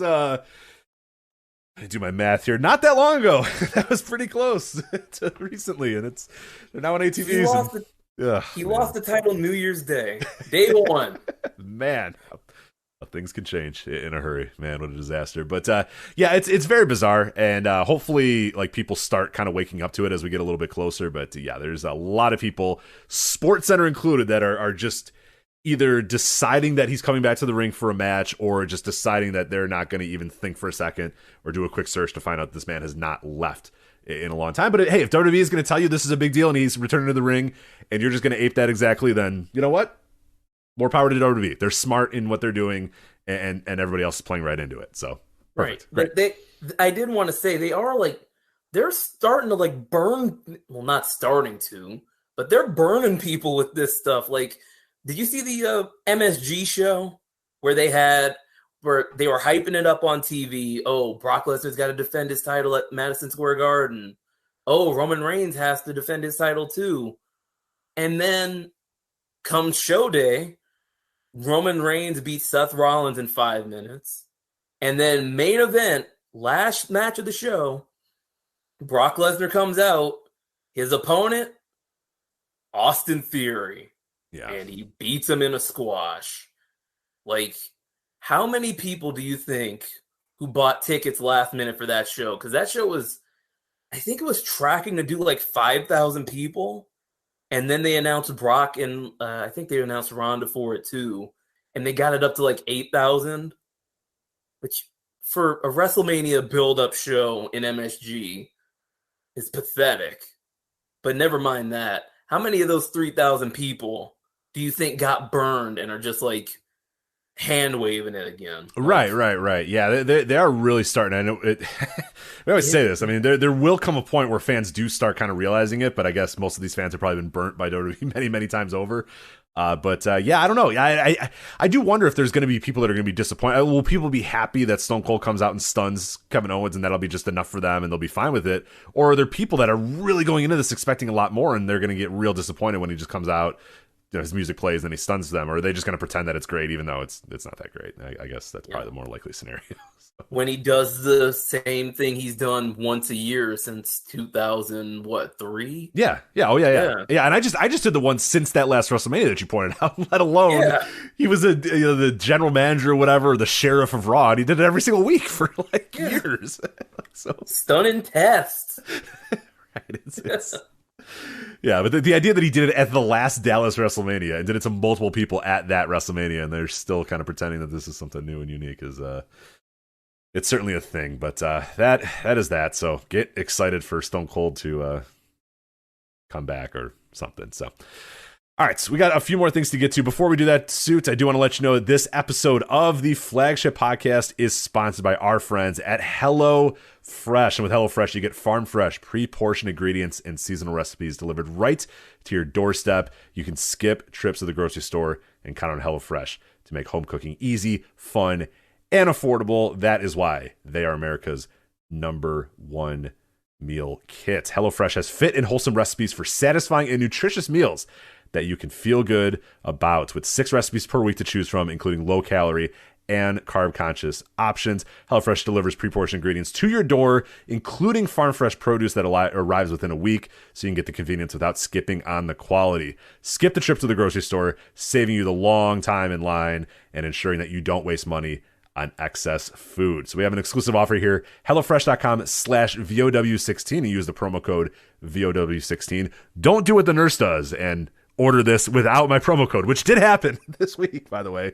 HelloFresh.com/VOW16. Use the promo code VOW16 for up to 16 free meals and 3 free gifts. Again, that's HelloFresh.com/VOW16 and use the promo code VOW16 and get 16 free meals and 3 free gifts. HelloFresh, America's #1 meal kits. All right. So you ready to talk some Dragongate? Yes, I did pee in a water bottle while you were doing that. Tell me you did. Hopefully, did you actually do that? I did. The spirit of Joe lives on. Congratulations. So you had water, no Coke Z though. Are you a Coke Z drinker? No, not too much. Not too much sodas these days. Yeah. I'm keeping it to water, and then I got a thing of protein drinks in the little mini fridge in my room. There you go. You did not. One you of can these just days, go. You do not have to pee. For the record, you or Joe do not have to pee in the water bottle. You can just leave and come back. Like I do it all the time because I am not. I'm not confident in my ability to pee in a water bottle just yet. So I didn't want to risk missing, like, having that awkward silence. Like, is he muted, or maybe he's got some technical issues. Which, knowing my Wi-Fi, it's a miracle we haven't had yet, and I hope I didn't mush it just then, but hey, didn't want to risk that silence. So well, thank you. I don't know if I'm going to give you that same. I might just actually straight up say, hey, I'm going to pee. So talk about this match at some point. But I'm okay for right now. But maybe in a bit, I will have to do that. But Dragongate had a great weekend. Champion Gate in Osaka, 2 great shows. Reviews up right now at voicesofwrestling.com from Case Lowe. Nobody reviews Dragongate better than Case does. Nobody talks about Dragongate better than Case and Mike Spears do. Open the Voice Gate on the Voice of Wrestling Podcast Network. But, Stuart, I wanted to talk with you a little bit about this weekend because I thought this was a great weekend from Dragongate. To me, a classic Dragongate weekend. This felt like this company is firing on all cylinders right now. The talent up and down the card is great. The young talent is good.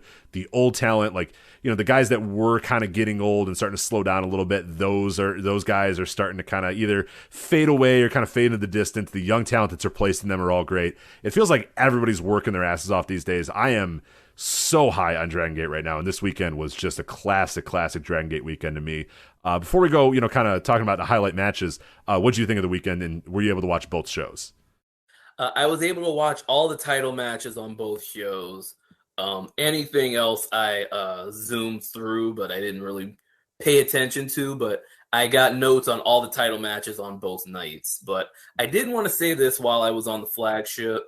Like, if you're out on New Japan right now, if Noah pissed you off, and if there's no other, Puro you're into right now, this is a really good time to get into Dragongate because there are, the units just finished shuffling. Well, they may not even be done shuffling. Yeah, I think they're still going to. Yeah, we still got some little more, I think.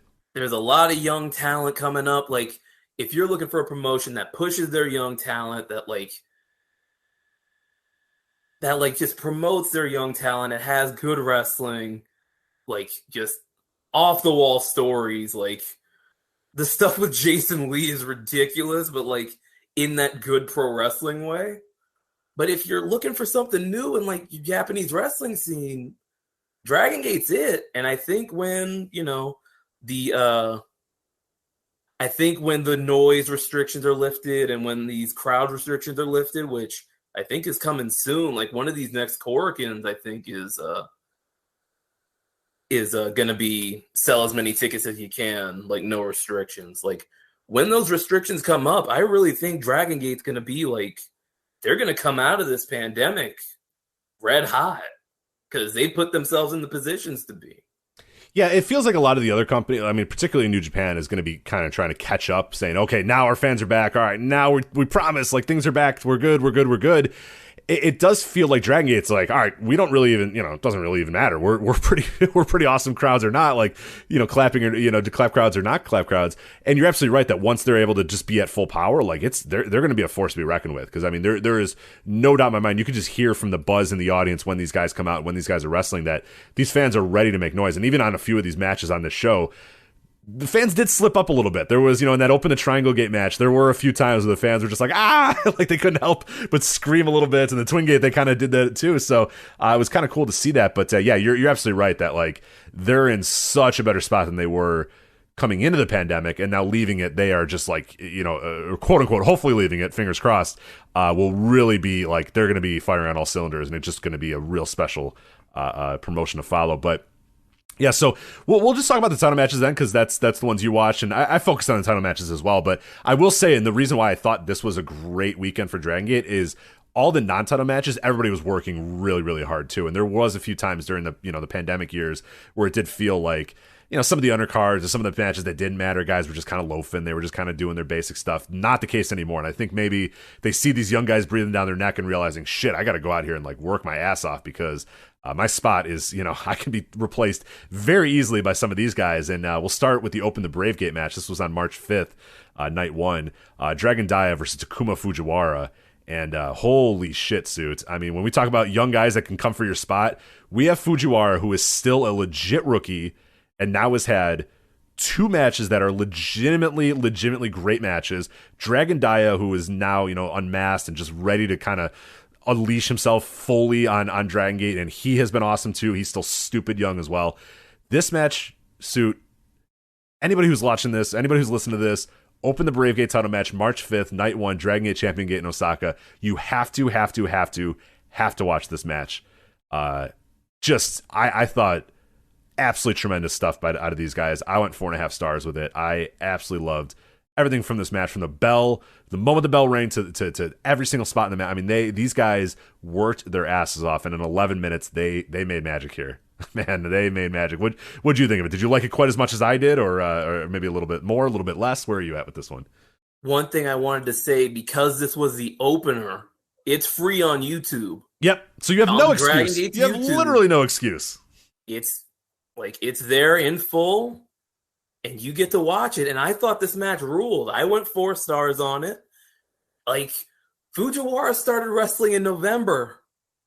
Yeah, that's stupid. Like, it's ridiculous. 2021. Like, it is insane. Like, Dragon Gate's cranking out, like, from the last class that debuted in the pandemic to this class, you've got like 8 or 9 guys who are just like, oh, these guys are just good. They're just really good right now, and they get to wrestle. Like, you look at guys like further up the card, like in title matches on these shows, like SB Kento, Jackie Funky Kamei. Like, I don't think those guys have wrestled in front of like real crowds yet. And then you got Fujiwara here, who just started. You got the Ihashi brothers. Like, it is insane, the hit rate that Dragon Gate's like having right now with their rookies, and to be able to just put them on a show and give them 10 minutes with like Dragon Dia, who's, I think he's 23, like he's only 3 years in, and have a match this good. Like, it's ridiculous. Like, it makes no sense. Yeah, it's pretty wild. And Case mentioned it in his review. I mean, it's now time to, if you haven't watched Fujiwara yet, if you haven't watched this match, like you said, it's free on YouTube. You got to watch this one. If you are a fan of wrestling, if you're a fan of wrestling history, we might have something special on our hands with Fujiwara. Like, we might have a guy that, like, who knows? Like, maybe this is the highest it's ever going to be or whatever, but like, either way, you are watching, this guy is already on like in a rare class of like true rookies in wrestling that are already great. Like, he is in that Jun Akiyama, Kurt Angle already. And that's a rare class. And when we say that, we mean like truly, like you said, this guy just started wrestling in November. It's not like, he's been wrestling for 5 years and now everybody just found out about him, or now this year they're actually pushing him. Like, literally started wrestling in November and he's already out here having these types of matches, these stellar matches. And there are so few guys that are able to be that good that quickly. And it's a rare class of people. And again, who knows? In 5 years' time, it might be like, oh man, remember when this guy was great? We're going to talk about a guy in a little bit who was like on top of the roll when he was 19. And now you can't find him with a search party, but still, we're in a rare class with Fujiwara. So if you've not watched this match, if you've not watched Fujiwara yet, I'm begging you, go watch that. You absolutely have to do it. Do they have the English commentary on YouTube? I always watch on Dragongate Network, so I'm not sure if they ever have. Check that out. Sure yeah, I don't know. If anybody in the No Dope chat room knows if you've watched on YouTube, if they have the English commentary, because I could see if that's your barrier. If they have English commentary for this match, then you have literally no excuse for not watching this match. It's 11 minutes. I promise you have 11 minutes. It's two bona fide young stars and one guy who's legitimately just started wrestling in November and is already one of the best, rookies we've ever seen ever. Yeah. They have English commentary up. Okay, perfect. So then there you go. So if that's you have no barriers. There's no barriers. Go watch it. It's free. English commentary. It's 11 minutes. It's for a title. Like, what more do you want? These guys have a history. These guys have had a little bit of a back and forth feud. It's got everything you could possibly want. So, yeah, go out of your way to watch it if you have not watched it yet. And then when you're done, you can read Case's review as he kind of puts it into context, just how incredible it is. But, yeah, I mean, this is like my pro wrestling. This is Rich Craich Wrestling 101. I mean, the bell rings, and they just run at each other right away. It's like, you know what I mean? None of the feeling out process. No grab a hold kid. It's like bing, bing, bing, and then they just start fighting. And then they just fight for 11 minutes. Awesome. Yeah, the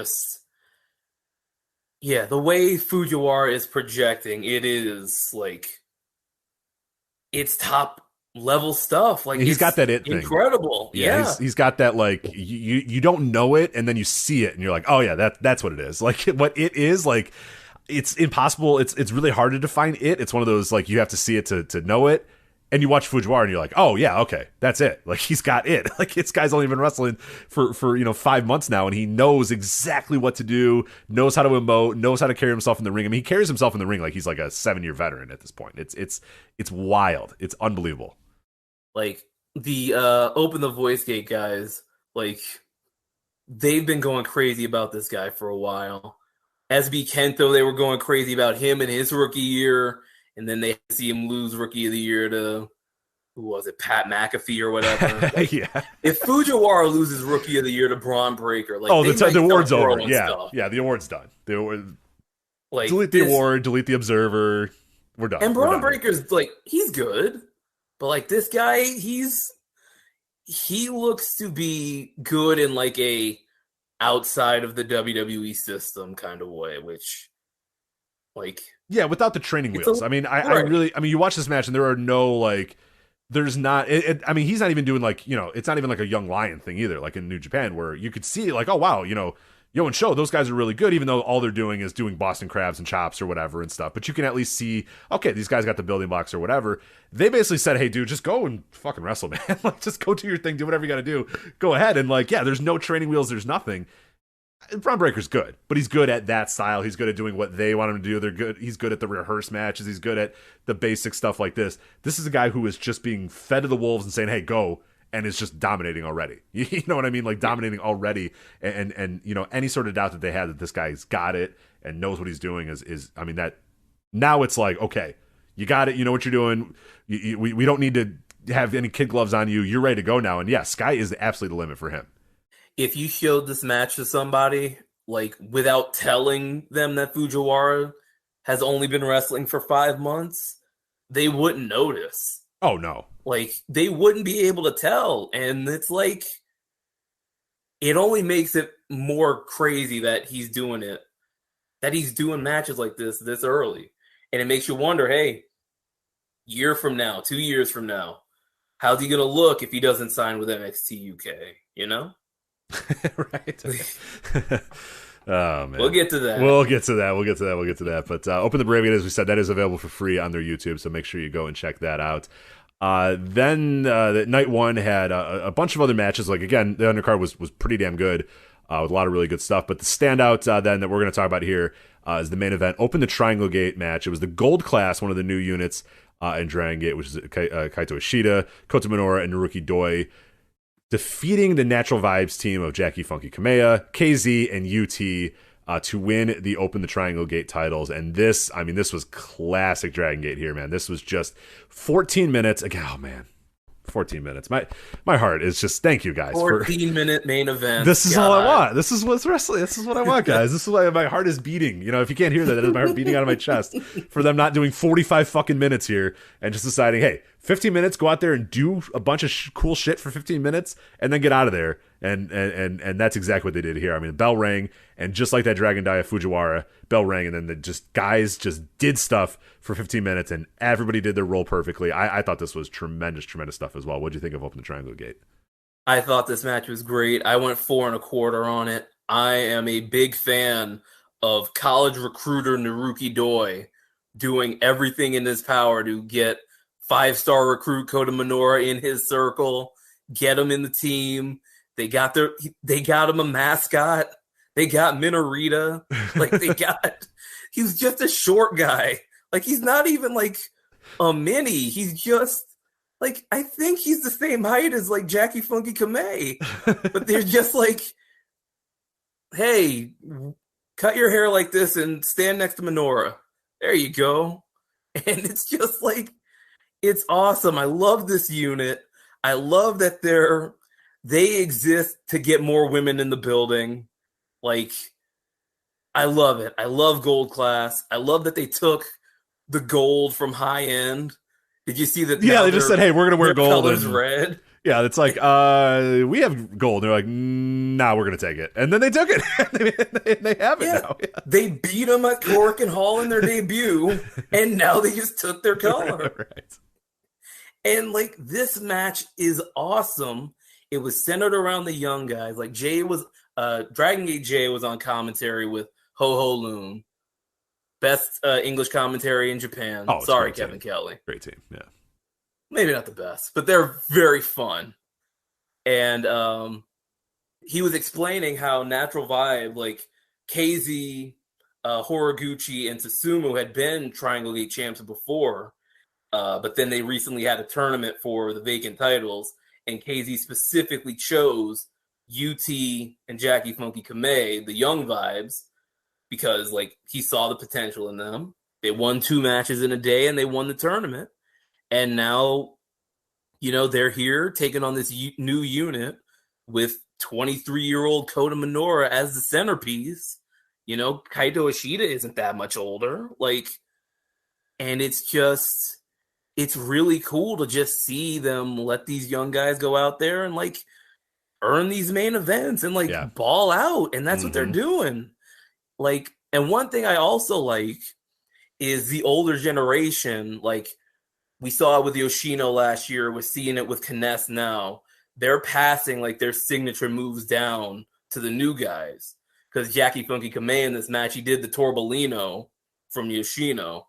And then UT, he did the rolling cradle that Kness gave him recently. So that's just another cool way of connecting like the older generation of wrestlers and fans to this newer generation of guys that are just coming up now and kind of like giving people that, you know, connection to these guys. And I just think that's a really smart thing for Dragon Gate to do. But yeah, this match was excellent. It was Dragon Gate trios action. Like, it's what you think of when you think of Dragon Gate Triangle Gate match. It was just so great. So great. I loved it. Yeah, and it's something that I've noticed recently with Dragon Gate, because there was a while there where the Dragon Gate style felt like it was kind of slowing down a little bit, and I think that was mostly because the card was either like unproven young guys that weren't quite confident yet, and then it was a mixture of like kind of the older guys still kind of holding on to their spots a little bit, not necessarily in like a Hulk Hogan way, but it's just like, well, we don't really have anybody to replace you. Whereas now, like you said, like you watch these shows, like the speed is back, the intensity is back. This match felt like it could have easily been from 2005 Dragon Gate. It was just like bell rang and everybody just did stuff. You know what I mean? Like just crazy, crazy stuff. And the older guys, like you said, are either passing stuff along or they're like the 6th most important guy in a match. I mean, the same thing happened with High End where you had Yamato in that match, and he's like not that important in that match. You know what I mean? He's kind of like the 2nd or 3rd guy. And in this case, Naruki Doi is in this match, and like Naruki Doi can't do what Naruki Doi did in 2005, but that's fine because all these other guys are great now. Ishida's great, Minoru's great, Kamei's great, KZ's awesome, UT's great. Like, so you didn't need Naruki Doi to be peak Naruki Doi, and that, I think, finally Dragongate has crossed that threshold where all these young guys are so good now and so much ready, and they have the confidence now to actually do what they want to do. So, like, yeah, things just, like, it all feels so much better now. In Dragongate, and it feels like we're finally back to that style that made Dragongate, and this match is a great representation of that. Yeah, Iron Mike Spears brought up a point on the voice gate. It was a few weeks ago, but he basically said, like, think about, like, project out New Japan 5 years from now, project out Noah from 5 years from now. Good God, try to. It'll be Muto's corpse pinning. Who's he always pin? Kaito Kiyomiya. Yeah, Kaito Kiyomiya. It'll be Muto's corpse pinning him. And now project out Dragongate 5 years from now.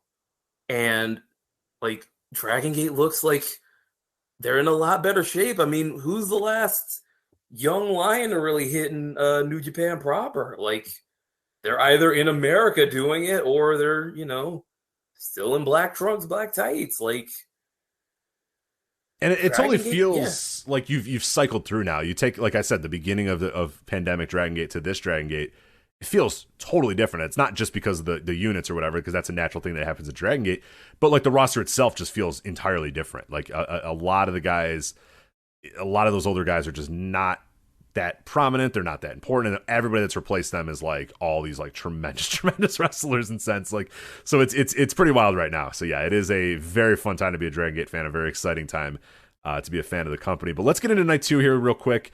They opened the Twin Gates and they opened the Dreamgate title matches. They had other stuff on the undercard as well, including the return of Genki Horiguchi on commentary, which is always incredible because Ho Ho Lun was in the second match on the night.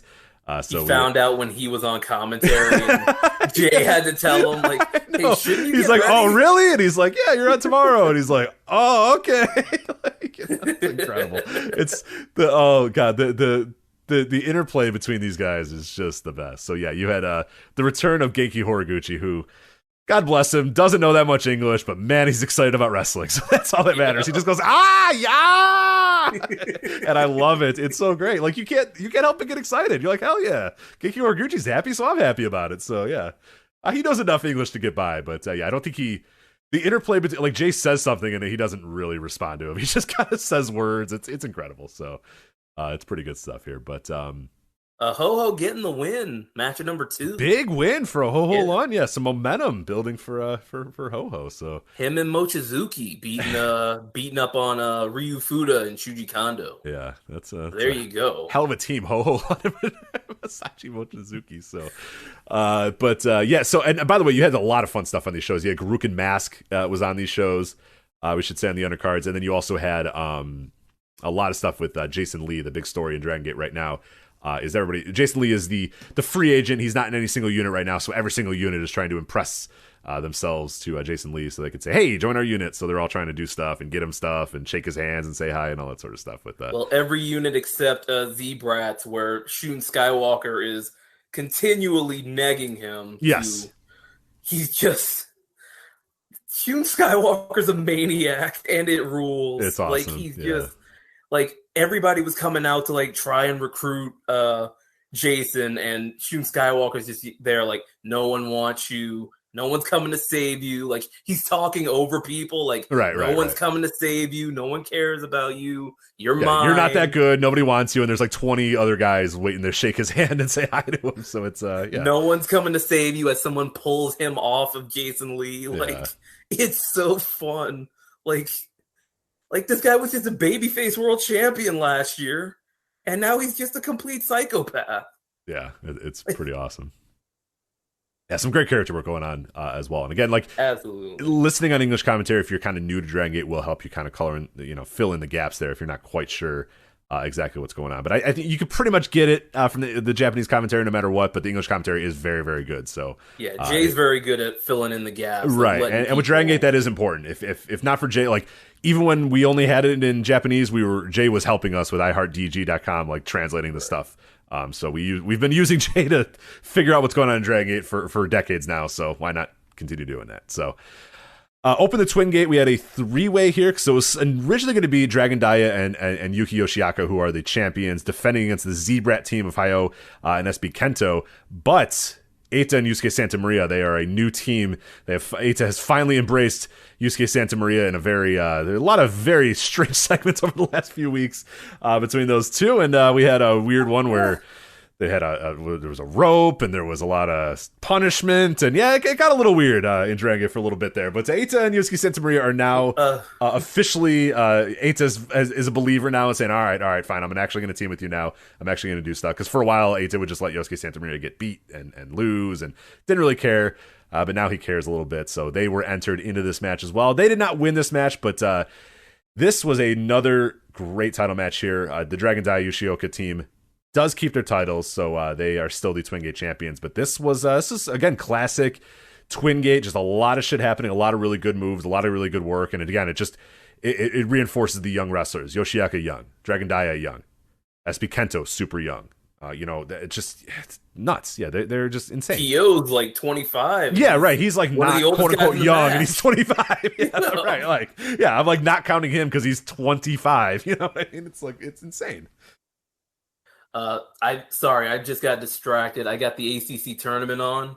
Apparently Virginia only scored 13 points in 20 minutes of basketball. Oof. So ugh. Not great. Not looking good for the Cavaliers. They're not winning the title again. They're not winning the title again, I guess. Yeah, that's Virginia Tech. But yeah. We were talking about the Twin Gate match, and yes, it was very good. Unfortunately, like as soon as Maria pinned, I think it was Kento. As soon as she got that pin, I got interrupted by something. So I essentially had to watch the two falls like separately, which like broke up the flow of the match for me. But it was still like I could still tell it was like a really great match. Like the ramp up to that first elimination was great. And then you had the final fall with D Courage, which is Dia and Yoshioka's team name. They get the win over Eita and Maria. I think, it was a really good match. This was like a nice, I don't know if it's like a turning point, but this is basically like, if you watch Dragongate like earlier this year, that first Korakuen Hall is where like all of this splintered off from, because you had RED there. They kick Eita out, and then Dragon Dia comes in. He beats SB Kento for the Brave Gate, and then the next night Yoshioka helps Dia win the Twin Gate from him too. So it's like all been building up to like this 3-way match here, and like they all came together, and it was a really good match. And I wish I watched it all like in one go, because I feel like I would have been really high on it. Yeah, so I kind of have similar thoughts. Maybe it's just how because I kind of watched it the same way as you did. I kind of broke it up a little bit. It for whatever reason, I forget what happened, or I got distracted by something, or I went back to it. And yeah, because there's a lot of people that are like, holy shit, this is like an incredible like match of the year contender stuff. And I'm like, I liked it. I think I liked the Brave Gate on night one a little bit more, and I think I liked the Triangle Gate on night one a little bit more as well. So with that being said, I mean, this was still a really, really good match. But yeah, I didn't get the same vibes that some other people got with this match. So I do want to maybe try to watch it again to see, okay, maybe is it better if I just watch the whole thing, or did I miss something, or did something, kind of not hit me on the same level, and why did it not hit me on the same level that hit some other people there? But yeah, still a tremendous, tremendous match. And then the final title match that we had for the weekend was Open the Dream Gate. Kai defeating Big Boss Shimizu.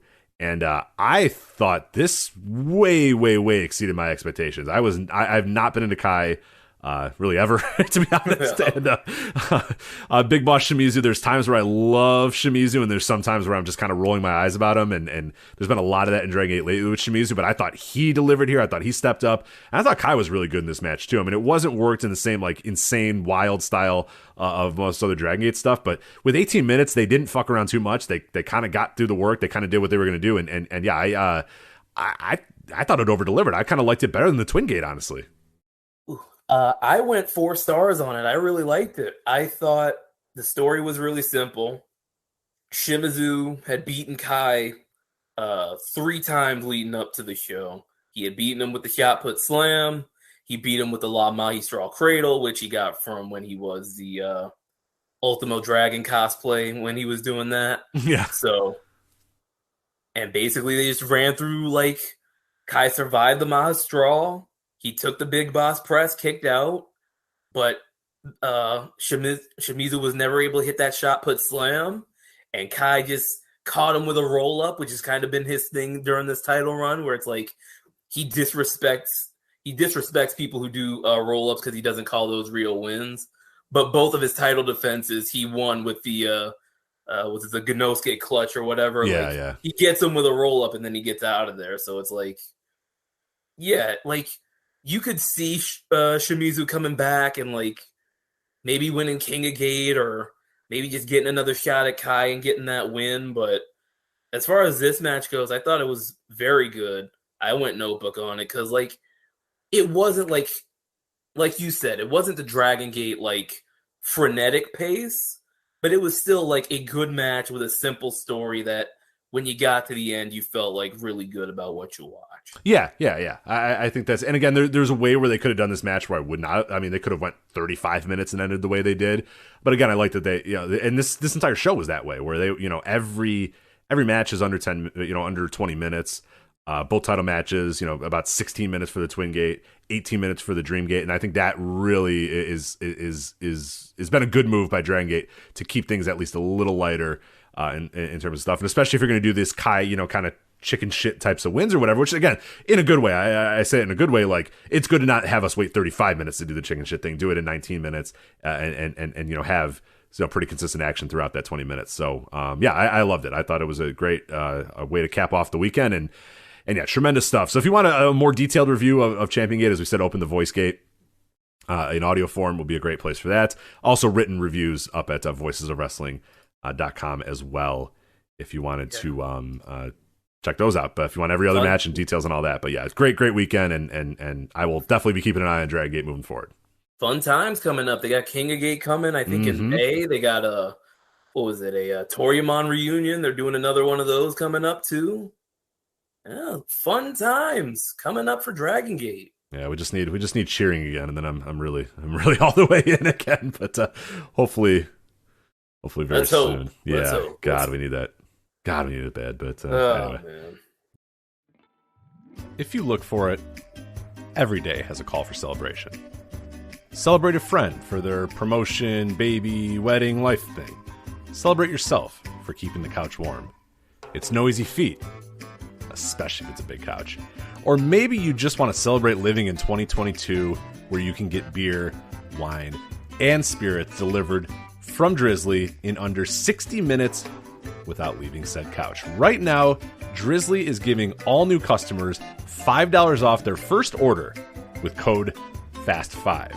So download the Drizzly app or go to drizzly.com, that's DRIZLY.com, and use the promo code FAST5 for $5 off your first order. Drizzly is the most convenient way to buy beer, wine, and spirits with delivery to your doorstep in under 60 minutes. Drizzly is the #1 app for alcohol delivery because the convenience of home delivery in under 60 minutes. You get it when you need it, and you can conveniently shop across stores so you can choose from a huge selection of alcohol, wine, spirits, beer, anything you possibly need. Get exactly what you want when you want, and you can also shop across multiple stores to compare prices and find the best deals for what you're looking for. So again, new users to Drizzly are getting, all new customers, every new customer, if you're a brand new customer, you're going to get this no matter what, $5 off your first order with the code FAST5. So you download the Drizzly app or go to drizzly.com, that's DRIZLY.com, and use the promo code FAST5 for $5 off your very first order. Drizzly, the #1 app for alcohol delivery. Again, download the Drizzly app or go to drizzly.com, DRIZLY.com.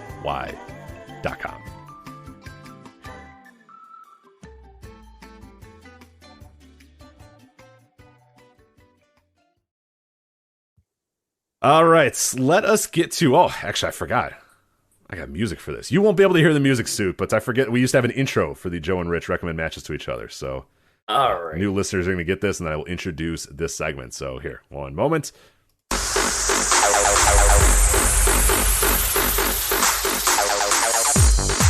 Joe and Rich recommend matches to each other. Come on, really? Yes, it's Joe and Rich recommend matches to each other. Took us a lot of time. Like the Powerbomb Pizza guys, we spent a lot of time coming up with the name of what do we call this segment where we recommend matches to each other? And we stumbled upon Joe and Rich recommend matches to each other. So it ended up working out pretty well. Playing the role of Joe is going to be Suit Williams here. And if you are not familiar with this segment, essentially what it was is Joe and I would recommend matches to each other, and then we'd watch those matches and then talk about them. So that is what we're going to do here on this flagship to end this week's episode. So I always tell people, and Joe, when we would do this before, we would never say why we picked a match. We would say, hey, here's my match. You would watch it. You'd review it. You could try to guess, hey, was there any significance to this? Was it just you sending me a cool match? Like, what is the purpose of it? And it would change. Like, sometimes there was a theme to the things we picked. Sometimes there was a reason for the thing we picked. Sometimes there was like relevant to a time period or whatever. Or sometimes we just said, hey, here's cool matches, and watch those. So this is something we did a lot in the flagship a couple years ago, but obviously wrestling has gotten insane over the last few years. AEW has existed, so we're no longer doing as many just kind of segments like this. But I thought it'd be a great opportunity for people that are, unaware of Suit and your taste in wrestling to, understand, why you picked these matches, what you thought of the matches we did or whatever, all that sort of stuff. So do you have an order you want to go in? As I mentioned, Suit, your picks are Raven and Goldberg, April 20th, 1998 from Nitro, and Ric Flair versus Vader from Starrcade of 1993. And my two picks were Tyler Bate and Pete Dunne from TakeOver Chicago, and then the ECW Barely Legal six-man tag, Great Sasuke, Gran Hamada, Masato Yakashiji versus Taka Michinoku, Terry Boy, and Dick Togo from Barely Legal in 1997, as I said. You know what? You're the guest. What match do you want to talk about first? We'll start with you. Let's start with the Goldberg-Raven match. Yes. Okay. So I told you when you sent me this match, I could do 3 hours on this match alone. And we're going to do that. So, all right, strap in. Set your time. Let's go. Hopefully we're trying to go to bed anytime soon. We're going to do 3 hours on this. But no, it's great match. I'm so glad you recommended this one. One of my favorite matches of all time. So I'll give my thoughts real quick, and then you can give your thoughts. But, this... I guess I don't know the significance of why you chose this one, but I don't really care because it fucking rules. Like, I don't, there's no real significance. I think it's just a match you should just watch every so often because it is well worth your time. I mean, this, to give you an idea, we were talking about Fujiwara there in Dragongate and how, he just started wrestling in November and now he's already a bona fide star. Goldberg, I mean, this guy is 5 months into his career and is the biggest star on this entire show on Nitro. I mean, just the idea that this match is coming up has fans jumping up and down. Before anybody comes out, before anything happens, Michael Buffer's in the ring and people are jumping up and down because they know Goldberg is coming and we're going to be able to see him. And he is way more over than Sting at this point. He's way more over than Hulk. He's way more over than Kevin Nash. He's way more over than all these guys. And we're in April, man. Like, he's only started a little bit ago. And with the best part about this, too, the best part about the Goldberg thing is that at this time, you have guys like Vince Russo and you have other guys telling you, oh, bro, nobody cares about wins and losses. Nobody cares about titles. Nobody cares. You got to talk. Everybody cares about this stuff and this thing and this thing and that thing.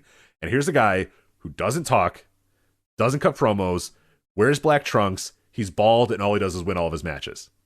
And now he's going to win a title. And that has people very excited about that. So those idiots who will tell you, oh, none of that shit matters, are lying because a guy is becoming the biggest star ever with all that stuff mattering. So yeah, obvious right there. But it is pretty incredible. And yeah, like I mentioned, the crowd jumping up and down at the very mention of Goldberg coming, and then he appears and the roof blows off this place and Suit. Did you catch how Michael Buffer introduced Goldberg in this match? See, he did leave to go pee.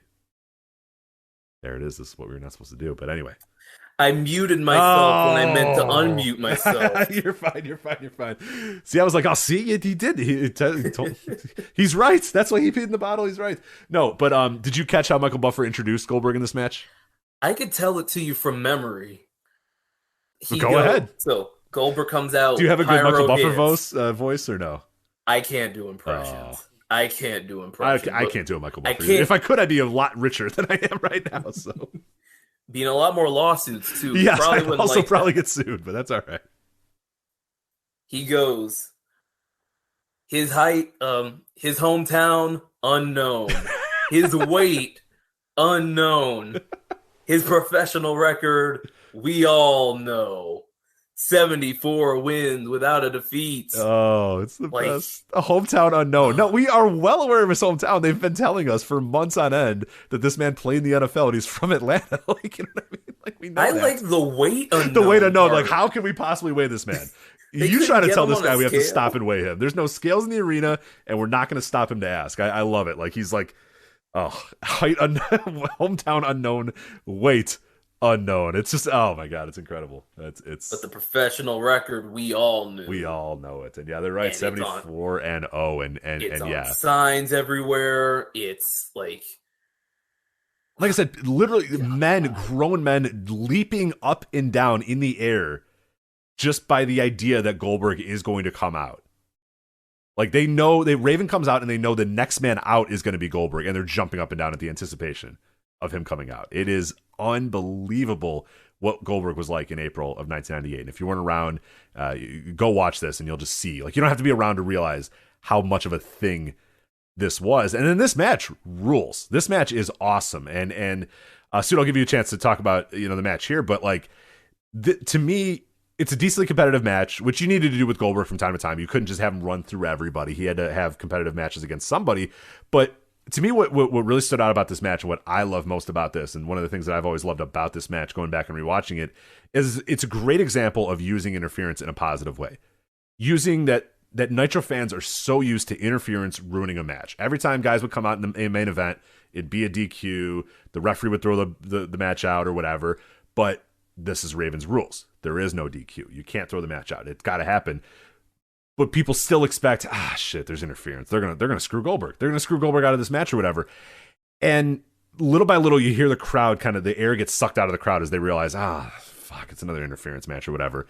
But then little by little, they start realizing as he takes out each member of the flock.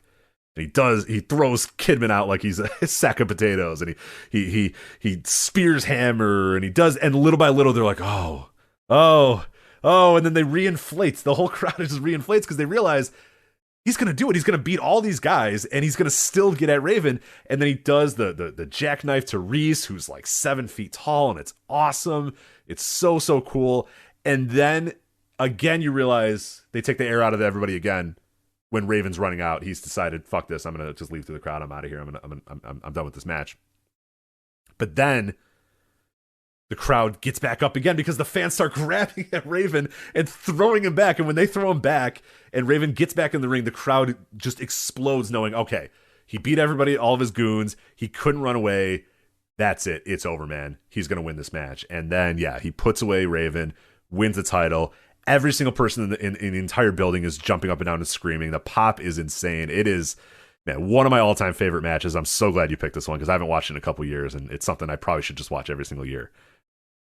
Every 420, I should instead of engaging in the wacky tobacco, I should just go watch this match instead. So, this was the night after Spring Stampede. Raven had just won the title the night before. Like, I think they were doing an angle where like Raven had stole the belt and then he won it the night before. And now he's defending it. It's Raven's rules. He can have all his guys interfere. It's no DQ. And Goldberg comes out. This crowd's red hot.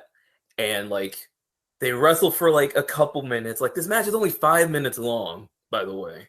Like it's not like a long TV match. It's just like it's 10 minutes entrances to exit. But they wrestle for like, I think it's like 2 minutes. And then Raven like drives Goldberg in the corner and he starts throwing punches. And Goldberg like shakes his head and it's like he wakes up. And the crowd like starts buzzing. And Raven hits him again. And then he hits him again. Goldberg's no selling. Raven hits the ropes. Goldberg cuts him in half. He kills him with a spear. And you see people in the crowd leaping off of their seats. They are just like, they are all in on Goldberg. And then you get the interference, and he just fights everybody off. He, like, one of the guys hits him with a stop sign. And then he staggers. He staggers for a bit and then shakes it off. And then the guy turns around, he spears him too. Yeah. Like, I think it was I think it was Horace, if I remember correctly, that hits him with the stop sign, and it was just great. Yeah, I likened it to, and I forget, were you in the building for Gargano and Cole take over New York? I know you were in the in the area. Okay, so that was a match again that reminded me a lot of this one, where like Cole and Gargano, they're having their match, they're going back and forth or whatever, but then Red Dragon or whatever, the Undisputed Era come out, and the crowd's like, oh man, like these guys are going to come out. And then one by one, Gargano takes both those guys out. And like, as he's doing that, everybody gets back up and goes, oh my God, he's going to do it. He fought off the guys. And like, it's a great, I mean, interference in wrestling is so overdone and so done to death. But when you do it in a situation like this, and they did it with this Goldberg match too, and you do it in a way where the babyface overcomes the interference, there's nothing else like it, man. You can't get that kind of visceral reaction where the fans think they're going to get fucked over yet again. And then they realize, oh no, they're going to do it. Hell yes. And it's like, you can hear it from this crowd. They know, oh man, he's going to fight all these guys off and he's going to win this freaking match. And I cannot wait to see how it happens. And it's, like you said, his decimation of the Ravens flock is something else. Yeah. I chose this match because it's also one of my favorite matches ever. Like, it's just right. Like, it's just like a perfect match with a guy who's red hot, on his way up. You got a heel everybody hates anyway, and then he just bulldozes right through him, and it's like, it's a perfect encapsulation of like what Goldberg was and what, like, how to do Goldberg right. Like, if you've got like somebody and they're like, I don't get Goldberg, show them this match. And like, if they don't get it still, then they're just like, they're thinking too hard, or they're just dumb, or they're wrong. Because like, it's incredible. Like, it's so simple too. I can't put over, like, there's like a way, like the WCW, like a Nitro crowd will go crazy. That's like, I can't describe how different it is, but it just, there's like a specific kind of like roar that you can only get from like a Nitro crowd. You hear it here. You could hear it in like when Lex Luger wins the title from Hogan on that Nitro. You get that too, where people are like jumping up and down, throwing popcorn, like going crazy. And it's just a feeling that this match gives me that I'm just like, it makes me like love wrestling so much. Like, this is how you do it.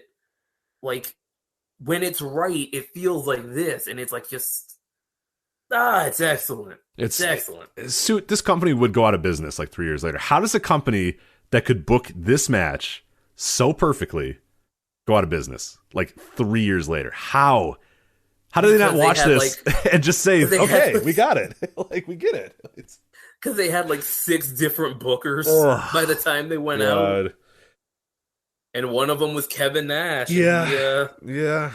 He just so happened to be the guy who beat Goldberg. Weird. How about that? Weird how that works. Yeah, it is. But you said it's everything that's right with wrestling. I mean, it's the most simple thing. It's a match that I think you can show to anybody. You can show it to a non-wrestling fan as well. And if they just need to understand why you like wrestling, you just show them this match and say, this is it. Like, how do you not? Because you're going to get caught up in this. You're going to get caught up in it. There's no way not to. I know what the result is. I've watched this match 100 times in my life, and I'm still like, yeah. You know, when Horace, when he spears Horace after the stop sign shot, how are you not like, yeah, let's go, Goldberg. It's incredible. Yeah. It brings me back to as a kid and just remembering watching this and just being like, holy crap, this is just the greatest thing ever. And yeah, it's, the Goldberg thing is so simple. Like I said, you have people telling you until they're blue in the face that, oh, nobody cares about wins and losses. They don't matter. Titles don't matter. You know, he's got to cut a good promo. He's got to do this. He's got to do that. Here's a bald guy in black trunks who never talks and just beats everybody. And he's the most over guy in 5 months. It's like dummies. But Anyway, all right, let's get to anything else on Goldberg and Raven?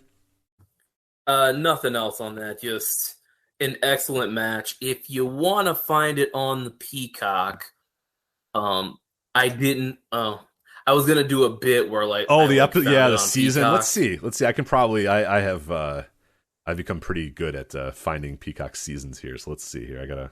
So it's 98. What year did Nitro start? 95. So would that be season 3 or season 4? I will tell you in a moment when I try to. I searched for Nitro and it did not come up immediately, which is not. Okay, there it is. Okay. All right. Got it on my PS5. Season 4 episode. Season 4 episode 16. Season 4 episode 16. You'll see a thumbnail of Chris Jericho in the ring with a picture of Dean Malenko, and that's how you need to know. So, or you could just watch it on YouTube like we did. Yes, which is much easier too. Kind of original music and everything. The following episode, April 27, 1998, has the thumbnail is the Nitro Girls and Alex Wright dancing, which I think I'm just going to watch that episode because that sounds incredible. How about that? That sounds great. That looks like fun. Yeah, Alex Wright and the Nitro Girls. I'm in. So there you go. That is that episode. Yeah, just incredible stuff there from that. All right, so I will go to my first match here. This is a pick related. Hold on, Rich. Hold on. We've got some breaking news here. What do you got? From Fightful. Matt Hardy confirms that he has extended his contract with AEW. Yay! Are you doing that? You're doing the Hardy's thing right now, right? Yeah. You got to. Yeah. How could you not? Wearing your fishnet that you're about to take off. Yeah. Gotta get a pop. You're gonna do something and then take off your fishnet. Yeah. Yeah, unfortunately, the pop, like, when they first were doing it, it was like girls going, yeah. Now, like, you know, Jeff did it on Dynamite. It's all just dudes going, yeah. It loses a little bit of its love when it's not a bunch of, you know, women and children screaming. It's just a bunch of, you know, 34-year-old men going, yeah. You know, so, yeah. Take your shirt off, Jeff. Yeah. So, anyway. All right. So, my first pick was Tyler Bate versus Pete Dunne from NXT TakeOver Chicago. And the reason I picked this is, it kind of ties into something I did over at flagshippatreon.com, patreon.com/voice of wrestling this week, because Tyler Bate turned 25 years old, a very old 25 for Tyler Bate. He turned 25 this week. So I wrote a little bit about how Tyler Bate felt like he was on top of the world all these years ago, and now it feels like a kind of a lost prodigy, a guy who still, yes, he is still 25. Yes, there's still plenty of time in his career, but it really feels like, holy crap, did we miss the boat on this guy? Is this a guy who was a sure thing that now who knows what he's going to do? I mean, we had to go back. I went back here. This is May 20th, 2017, NXT TakeOver Chicago. 2017, I mean, so many years ago here, when he felt like he was on top of the world here in this match with Pete Dunne. There's also a secondary reason why I chose this match, but I'll talk about that maybe when I introduce my second match as well, because they relate in the sense, because my first match kind of dictated how I decided to talk about my second match or pick my second match. But what do you think, Suit, of Tyler Bate and Pete Dunne? Do you remember watching this one live? Have you seen this since then? Like, what's kind of your history in this match? I remember watching it live. Tyler Bate is 4 months older than me, which just... yeah, he's 4 months older than me. And he's out here doing this, and I'm doing what I'm doing. But, yeah, this match was great. You know, you had, like, this was... Like, I think you're still on your top of your game. You know what I mean? Like he peaked early. Your peak is still coming, Suit. You know what I mean? Like your peak is still coming. So don't worry. God, I hope it is. I can't promise that. I'm still waiting to see when my peak's coming. So, but yeah, I remember watching this at the time. I remember like I was very familiar with these guys because I was reviewing Progress at the time for PW Ponderings. So I'm pretty sure Dunn was like the Progress champ at this point. I've men in blacked out most of my Progress memories, but yeah, I looked it up on Cage Match. I think he was champ at this time. So he got some big bruiserweight chants. But yeah, as like you talk about it, the match goes on and it's just like this crowd they go from like being politely into it to being like, oh, this is like an excellent match. Like they are into it. Like there's a spot they do where it's like Bate goes for like a shooting star press and then catches him in a triangle and just starts throwing punches at Bate's head and like his arm, and the crowd's like super hot. But I know like, oh, these two haven't even gotten to like the next gear yet. Like there's more they can do here.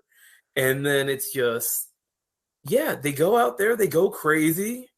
You know, you got Pete Dunne doing more joint manipulation than the nurse on a vacation. There you go. Oh, payoff. Wow.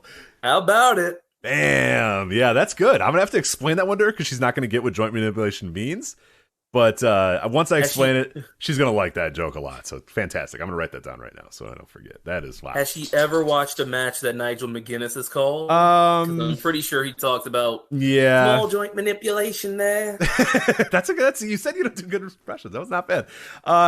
No, she probably, honestly, if I showed her this match, she would think, she might think Tyler Bate's hot, but I think she would be disgusted by Pete Dunne and probably just leave the room. But I'd say that's fine. Like, you're not supposed to cheer Pete Dunne. He's supposed to be a disgusting looking person. You know what I mean? So, I don't know if I'd call Tyler Bate hot at this point. He was still doing the curly Q mustache. I guess it was a little bit later. Yeah, I don't know. Maybe I'll test that out. I will send that to the nurse and see. She's a sucker for a good British accent though. So when he started growing the beard out, that's when Bate was like, okay, this guy's hot. With the hair and the beard, yeah.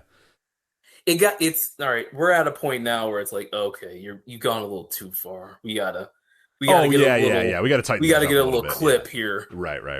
Honestly, I remember this now. She's not gonna think he's hot because he's also like 20 years old at this point, and she's not into you know what I mean. She's gonna be like, he looks like a literal child. So, and he does. He looks like a little workout. He's a baby that works out or something. You know what I mean? He just looks like a big old baby that like has abs for some reason. So, but yeah, I mean, this is, and one of the reasons I chose this match and the reason it's going to kind of lead into my second match is, obviously I did the piece about Tyler Bate and his career and where things went wrong and how things went wrong and how things can still go right for it. But what I remember most about this match is I was in the building for this. And what was awesome about it is when these guys come out, nobody knows who these people are. This is a takeover crowd. It's an NXT crowd, but still they don't know who these dudes are. They know they're indie guys. They know they're NXT guys. But you can even hear when they come out. There's maybe 20 people that chant Bruiserweight. There's a few people that cheer for Tyler Bate, but it's like really the nerds. Like, it's me and the 45 other people that were watching the NXT, UK tournament or whatever, the WWE United Kingdom tournament. Like, it was not many people that knew who these guys were. But that then had to demand progress. Yeah, right. Like, like it's a very few amount of people. I'm like, oh yeah, no, these guys are, it's very limited the amount of people in this building that know who these guys are. But then you see, as the match goes on and goes on and goes on and boom, and they start hitting the near falls and hitting the big moves and by the time that these guys are done, after, let me get the length of this match here, 15 minutes. It's only 15 minutes and 20 seconds. By about 10 minutes in, this crowd is all in. And then by like 14 minutes in, this crowd is as loud as they would be the entire night for these two guys that when they came out, they had no idea who these guys were. And in both these guys are just stupid young at this point too. Tyler Bate's 20 years old. I think Pete Dunne's like 25 at this point. They're unfamiliar guys. Nobody knows who they are. They have nothing working for them. There's nothing is like to their benefit. You know what I mean? They have to earn everything they do in this match, and they do, and they bust their ass. And when it's over, they get a standing ovation, and the crowd just goes absolutely haywire for this stuff. Just awesome stuff by these guys. Not even when it's over. Like the spot was like Dunne throwing him up and catching him in like a power bomb, and that's what got the standing ovation. Yeah. Oh, right. Yeah. They just kept going after that. Like, Bate hit a spiral tap. Haven't seen a spiral tap in years. Yeah. Then, yeah, great match. Like, this was the match that you put on and say, hey, we're doing a show with guys like this. Come watch it. And then they got Gallus. Yeah. So, Hey. Whoa. Yeah. You get Tyler Bate doing this, and you decide, you know what we're going to do with this guy? Have him be in an extended feud with Wolfgang. Like, that's the way to do it. It's unbelievable. Have him never win this title again. Yeah. Oh, my God. Yeah. Well, speaking of anti-competitive behavior, I did want to note when this match started, more people cheered for Jim Ross being the guest announcer, because this is, of course, when World of Sport wanted Jim Ross, and WWE decided, hey, all of a sudden we want to hire you again, Jim Ross, completely unrelated to your job offer that you had with World of Sport. We now want you as a member of our roster, even though we have been trying to get rid of you for the last 20 years. So we Jim love Ross. You, pal. Yeah. Come on in. We've always loved you. We've never tried to fire you the 7 times we fired you. The big handshake, the fake laugh. Jim, how you doing, pal? Oh God. But this is just just a great man. And I remember there are people to this day who I have fans or people that I know that watch this match, or guys I was sitting with this time, that don't follow the UK scene, don't follow NXT UK, and I get, they want check-ins like every single month. Hey, what is Tyler Bate doing? Hey, what's Pete Dunne doing? And it's so sad to have to do this to them, to the point where I think the last time I was like, you got to just stop asking me about Tyler Bate, man. I don't know. Like, I don't know. He's in witness protection. He's kind of wrestling sometimes still, but not really. Pete Dunne's on NXT. He's fine. You know what I mean? He's okay. But it's like, this guy keeps asking, like, I'm going to tell him, oh, yeah, Pete Dunne's main eventing WrestleMania. And it's like, I'm like, nah, dude, it's I don't think it's going to happen, man. Like, I hate to tell you. I think that's over. Taking on Tony D'Angelo. Right. He's carrying a guy who's had 6 professional matches. And Tyler Bates, he's has a trophy sometimes. I don't know what to tell you, man, about him. It's just, it's so sad where these guys were at this time. And where they would, where they are now. It's just like, what are we? I mean, this felt like the biggest layup ever. Like, these 2 dudes were made men after this, and they just no follow up whatsoever in America or UK, honestly, for either of these guys. Yeah, and like, there wasn't any follow up because, like, you knew there wasn't gonna be, like, at least in America, like, at least with, like, the main roster, because who's the guy running it? You have Vince McMahon take a look at Tyler Bate and see how that works out for him. I know. I've always, with this one friend, I've always said, he's always like, why does Vince McMahon not push Tyler Bate? And I said, well, I'm really glad that Tyler Bate isn't on the main roster, because he would take one look at that guy and put him in like a diaper. You know what I mean? Like, he would absolutely just be like, Tyler, you're a baby. You're a big baby. You're a big, beefy baby. And Tyler Bate would come out with like a sash and a diaper, right? Like the problem is, like, now every time you see Tyler Bate, you're going to think of this, because I'm telling you, it's the best pitch ever. It's the exact Vince McMahon pitch, is that he would have him come out and go like, you look like a big baby. And he would come out and he'd have a bassinet on, and he'd have a big pacifier, maybe a lolly, maybe a big lolly too, and a big diaper and a sash, and he would come out and he'd be the big baby. I mean, just like, you can see it, you can sense it, you can feel Vince McMahon pitching that in the room. It might be good that I don't watch NXT, so I can't see it. Luckily, I think now that he grew the hair and the beard, like, he's free of that. But when he had this little mustache, like you're saying, a little haircut, like, there's a good chance he's in a diaper, in a few weeks. He's been the boss baby, like, 4 years before that movie. I'm telling you, it's not the worst pitch. I mean, it is, but it's not. It's totally plausible that Vince is in that room tapping his pencil, wondering what the hell he's going to do with this little, 5'7" guy, and big babies. 5'7"? Yeah, that might be generous, actually. Yeah. Who's taller, Layla Hirsch or Tyler Bates? I don't know. It'd be a good competition. Yeah. If they stand on each other's shoulders, could they look at like? Right. Could they look at like a? Who's a somewhat tall guy? Could they look Randy Orton in the eyes if they stood on each other's shoulders? I don't think close. Maybe on their tippy toes. Yeah, maybe tippy toes. But so just a depressing match. But you should watch it, because it's great and it's fun. If you've never seen it, it's really, really good. And then you should read my article over at flagshippatreon.com, talking all about Tyler Bates and where his career has gone wrong. But anyway. I wanted to say one more thing. There's just an alternate universe where Triple H takes over, like, where he gets the company and we get NXT on, we get what we got on NXT. We get that on Mondays and Fridays. And all of a sudden, the biggest company in the world is fun. Man. It kind of sucks that we aren't there, but, Yep. It also is kind of fun because, karma. Like him just right. being... it's kind of just funny to laugh at Triple H. Yeah, it kind of is. Yeah, because this is at the peak of like NXT beginning their sort of. There was the we're all in this together. Yeah, we're gonna help everybody grow, and like this is when you can start to sense that the smart people, the smart money was like, if you guys don't know what they're doing, like they're gonna kill like the independent wrestling and the British wrestling scene in like one fell swoop, and like this is the playbook. This is like Vince McMahon 101 playbook here, and Triple H is just doing it to a T of no, yeah, we'll feature your talent on our shows, and then when they go to your show, they'll be more popular. Like that didn't happen. Guess what? Yeah, and they did. I mean, Tyler Bate did like after this, and Dunn and Bate were in Europe for like another year, basically doing a bunch of stuff, British, doing stuff. British strong style. They were killing it. They were killing it. And then the second NXT UK started, boom, all that dried up. They were never there again. They were all gone, and yeah. So it's speaking out, like I always say, was like. The plane was already crashing. The plane was already on fire. The engine had already blown off. Speaking out was like the plane finally hitting the ground, where it's like, oh, okay, no, this is over. Like this plane's gonna crash. We just don't know when it's gonna crash. Maybe we can get the tail up a little bit, but like we need to make an emergency landing. And then speaking out was like, oh no, we're fucked. And then the whole thing just hit the ground and exploded in a ball of fire. So, well, and now you got Cara Noir, Progress champion. You got whatever the hell Progress is now. So, yeah, good lord. There you go.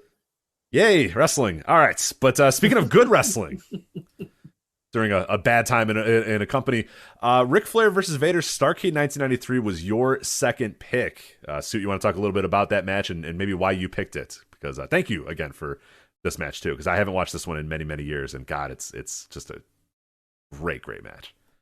I just picked this match because it's awesome. There it is. Sometimes the theme is it's just awesome. That's all that matters. Is Vader going in the WWE Hall of Fame? Yes, there you go. There's our theme. That. Yeah, there's your theme. There you Vader, go. WWE Hall of Famer. Yep. Is Goldberg already in? I don't know. You're asking the wrong guy. Yes, let's go with yes. Goldberg, WWE Hall. I feel like he's got to be, right? But I don't remember the speech though. Did he go in that COVID year? Oh yeah. January 15th, 2018. Oh. Okay, so he was the class of 2018. All right. So there you go. My theme was recent WWE Hall of Famers. That's right. Yeah, I wasn't sure if they were Hall of Famers when we started. You nailed it. Yeah, I do like that. The first result, I looked at Goldberg WWE Hall of Fame as well. So the first result is Wikipedia article, and the second result is Goldberg says WWE Hall of Fame ceremony sucks. So, love it. Incredible. But yeah, talk a little bit about Ric Flair and Vader from Starrcade 1993. This was awesome. Like the entire package. So first of all, this was not supposed to be the match. It was supposed to be Vader versus Sid Vicious.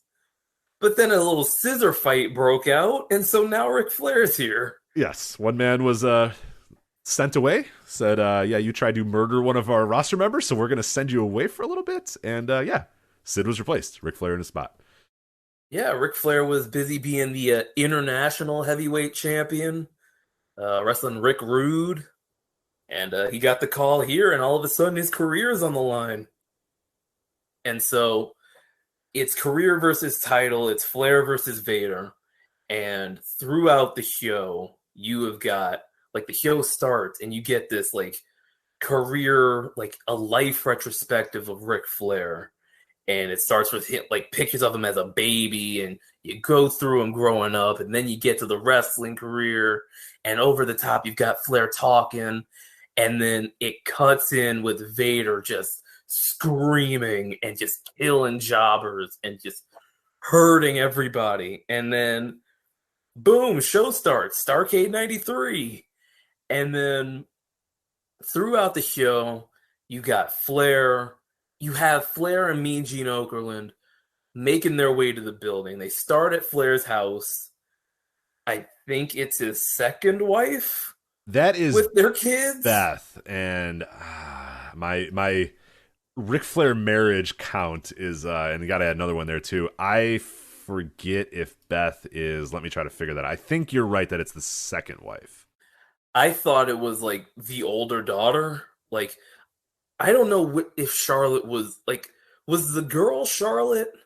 Yes, the little girl was one? Charlotte. Yeah, because the other Okay. Megan, who's the oldest daughter, she is pretty old at this point. Like, she's as old as David, or like slightly older, and that's from the first marriage. So David and Megan are from the first marriage.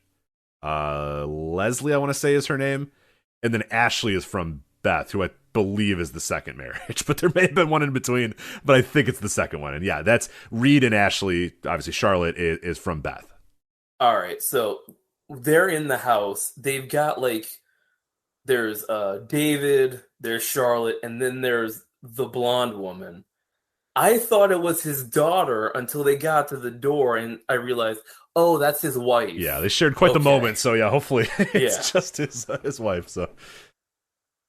So they, Rick and Gene they're talking about how important this is to them. They get in the limo and then they're going on their way to the show.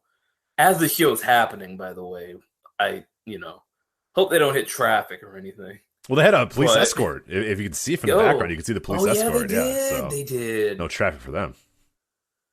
But yeah, it's just they're building this up. They're in Charlotte, North Carolina, by the way. This would be weird if they were in Baton Rouge, but they're in Charlotte, in his hometown, and they're just building this up as, this could be it for Ric Flair in 1993.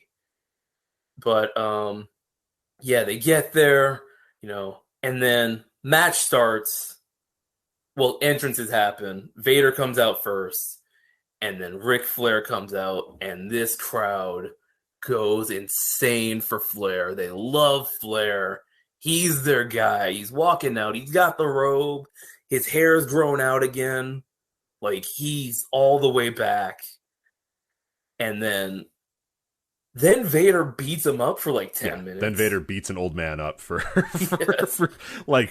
just destroy. I mean, Flair is bloodied and battered, and just it's and to kind of give context of 1993 WCW. I mean, it is a disaster there right now. I mean, you're going through a bunch of different change. Flair had left, obviously, in a couple years prior. He's back now. The titles are all weird. You have the international title. You have the main event is supposed to be the coronation of Sid Vicious. He's fired because he tried to murder somebody. It's just insane. A lot of stuff is going on. But essentially what they decided to do is, you know what? Fuck it. Let's just honor Ric Flair, and let's just have it be, hey, after all the years of the ups and downs with Ric Flair, and you may have booed him before, and you may have been in the Horsemen before, we're just going to embrace this guy and celebrate Ric Flair in his hometown, in Charlotte, in WCW. He's going to win our main title, or he's going to put his career, or he's going to retire when those things actually mattered and people did actually believe them. And that leads to, like you said, this just crazy crowd that's just, from the moment Flair comes out, is we're celebrating this man's career, and if he wins, it's going to be the greatest day of our lives, and if he loses, you know what, we're still going to celebrate the hell out of his career, and if he leaves, we're going to be there and wish him well in his retirement, but we're going to still be all in on this guy. I mean, it felt like, they may have been disappointed when he lost, but this was all about celebrating the life and the career of Ric Flair from beginning to end, really. And another fun thing, seconding Vader, Harley Race, the guy Flair beat at that first Starrcade in the cage. And then, you got Race getting his shots in, helping out Vader.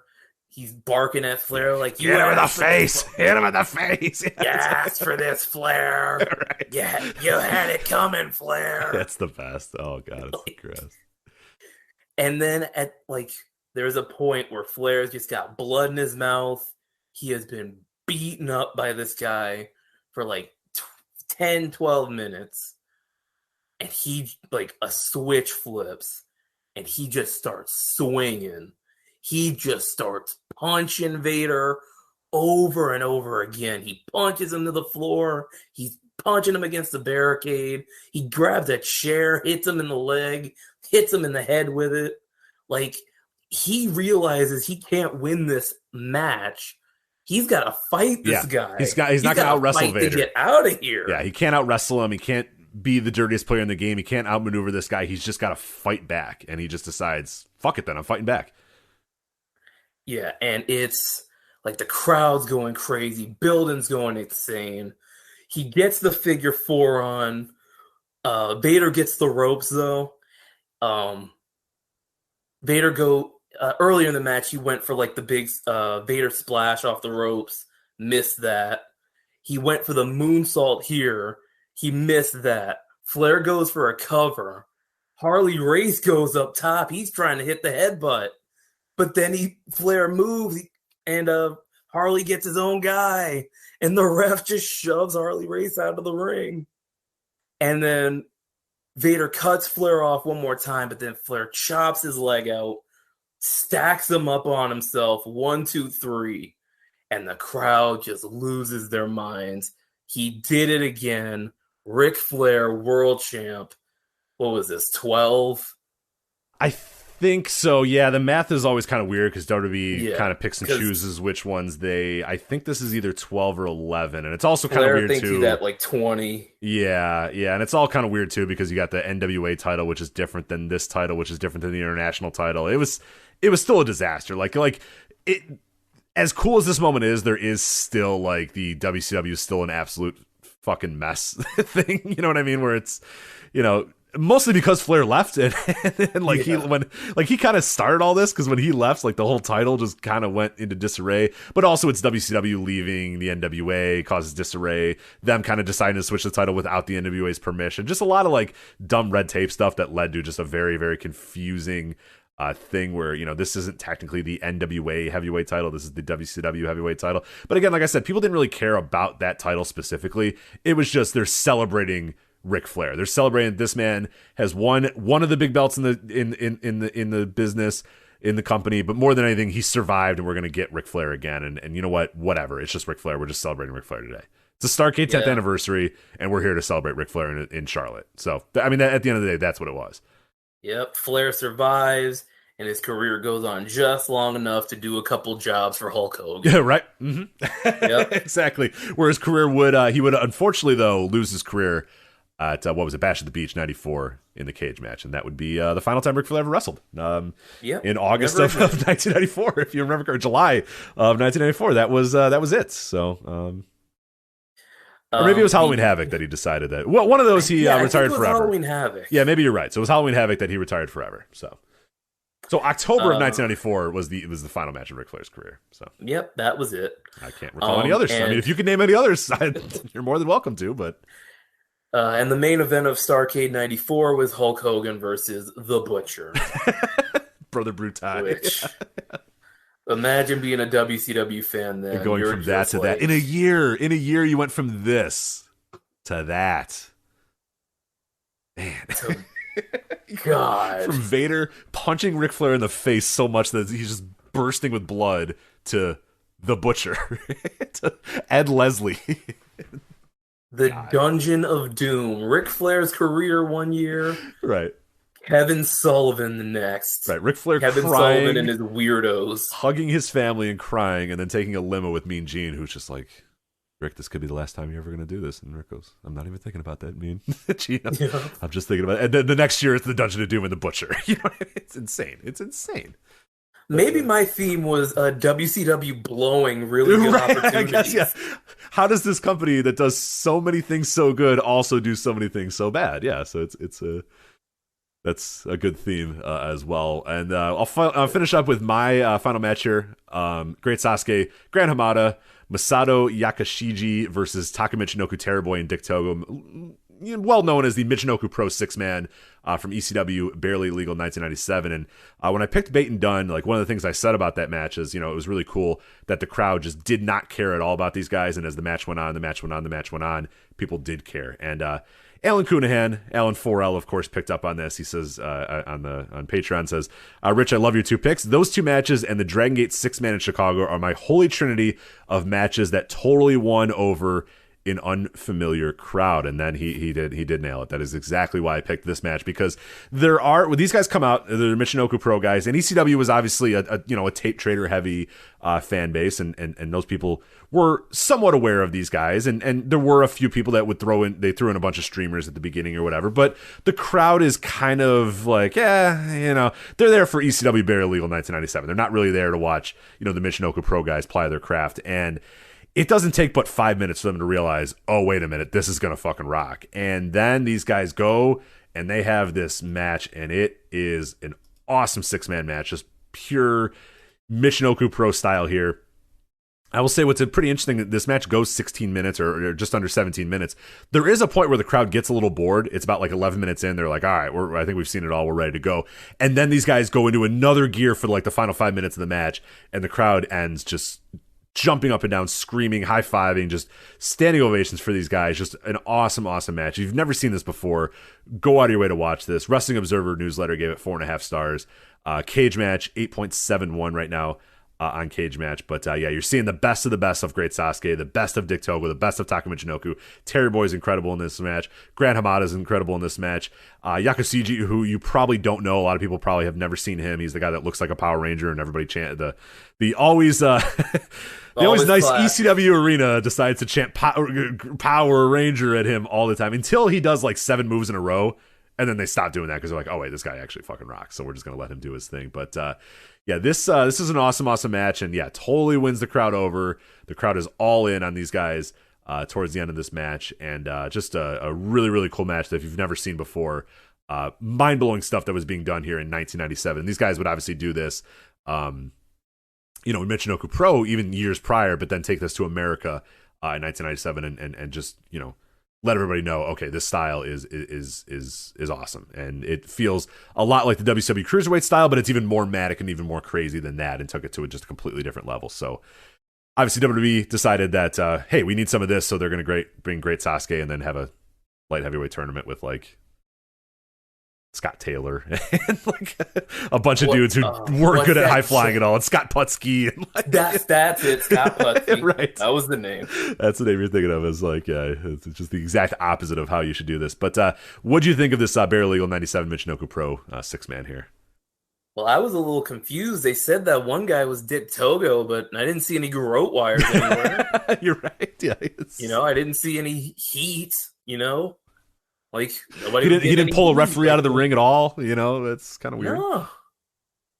But this is the first time I ever saw this match. Like, I think I started to watch it one time, but then I just never got through it. I may have gotten interrupted or something. But this is the first time I've seen this match, and it like it lives up to it. It's really good.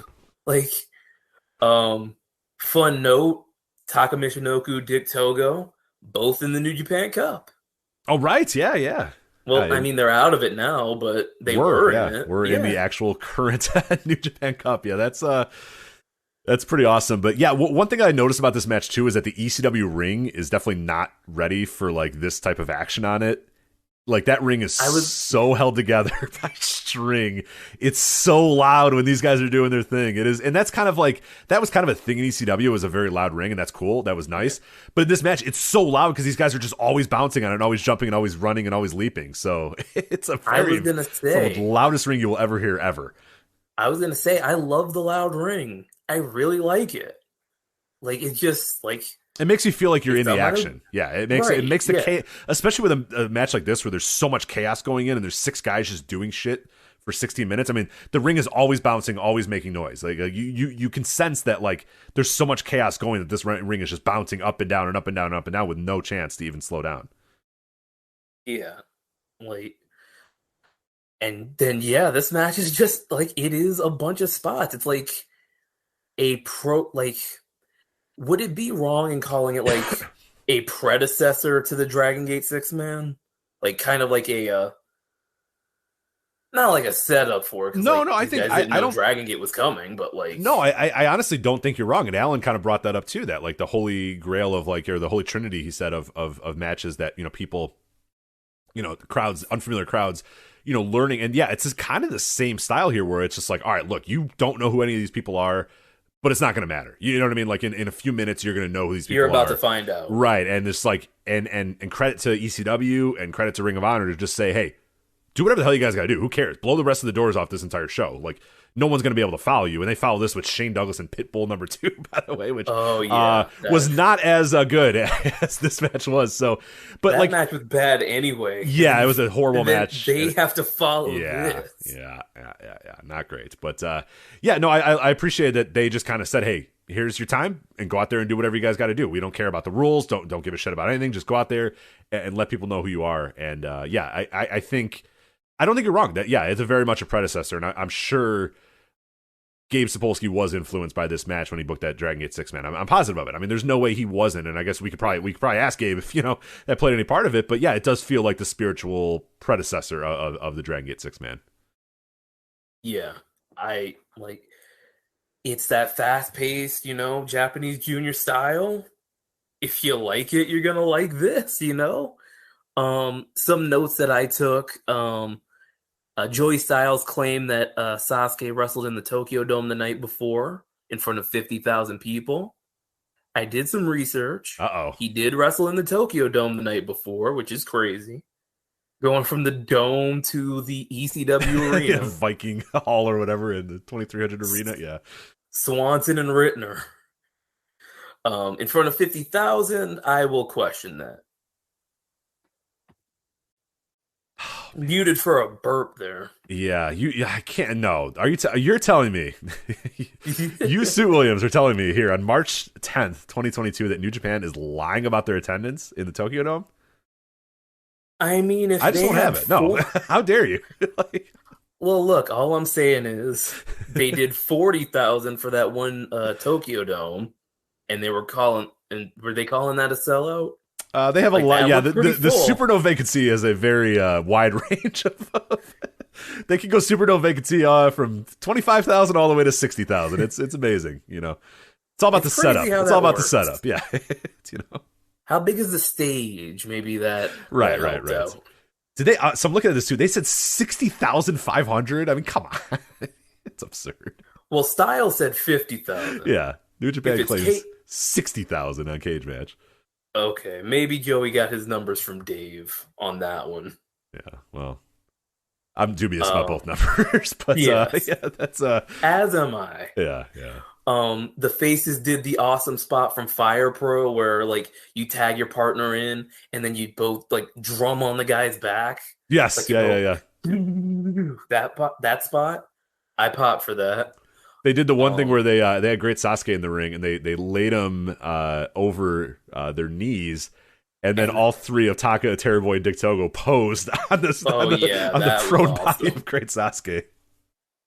That ruled. What also ruled was the Kerry Collins Panthers jersey in the front row. Oh, I don't know if I noticed that one. Hell yeah, that's a great jersey. Right in the front row on the hard cam side. You just see Collins. I think it was 12. I think that was Kerry Collins. It probably was. Yeah, no, I'm pretty sure it was. Yeah, that's a cool jersey. The Panthers jerseys back in those days were pretty cool. I guess they're still pretty cool. I guess in a bit. Good looking jerseys. Yeah, good looking. Yeah. Their team stinks, but right. Unfortunately, I hope you're not actually a fan of that team. But that's Saints fan all the way. That was the year. I'm looking up 97. He had 11 touchdowns to 21 interceptions that year, Kerry Collins. You'd be shocked to know that would be he would not last much longer in Carolina. He'd be traded to New Orleans. Oh, great! Next year, but he would not last in New Orleans. He'd go to New York then after that. So yeah, I think those are the Aaron Brooks years for New Orleans. So he must have been backing him up. And then the Panthers would have gone on to Delhomme, I think it was. Yeah, I think so. Yeah, I forget if there was somebody in between. I thought if there was somebody in between the Jake Delhomme. I'm sure there was, but I don't. Yeah, I don't remember my. It doesn't matter. They ran into the. Did they? I don't remember if they beat the Eagles or if they hit the brick wall. It doesn't matter. They're the Panthers. They didn't win anything. Yeah, exactly. They did not win the Super Bowl. That's all you need to know. But yeah, that's it's a match that if you've never seen, definitely want to go out of your way to check out just to see the style. And if you want to watch more, I mean, there's a lot of this era of Michinoku Pro very readily available for you. I mean, the easiest way to do this is probably just go to Taka Michinoku's cage match, go to the match guide, sort by rating, and you'll see a lot of multi-man tags, and most of those are worth your time, so you can check those out. Or you can go to, if you've never seen Great Sasuke before, it's a great opportunity to kind of get involved with, the Great Sasuke, as Joey Styles kept saying.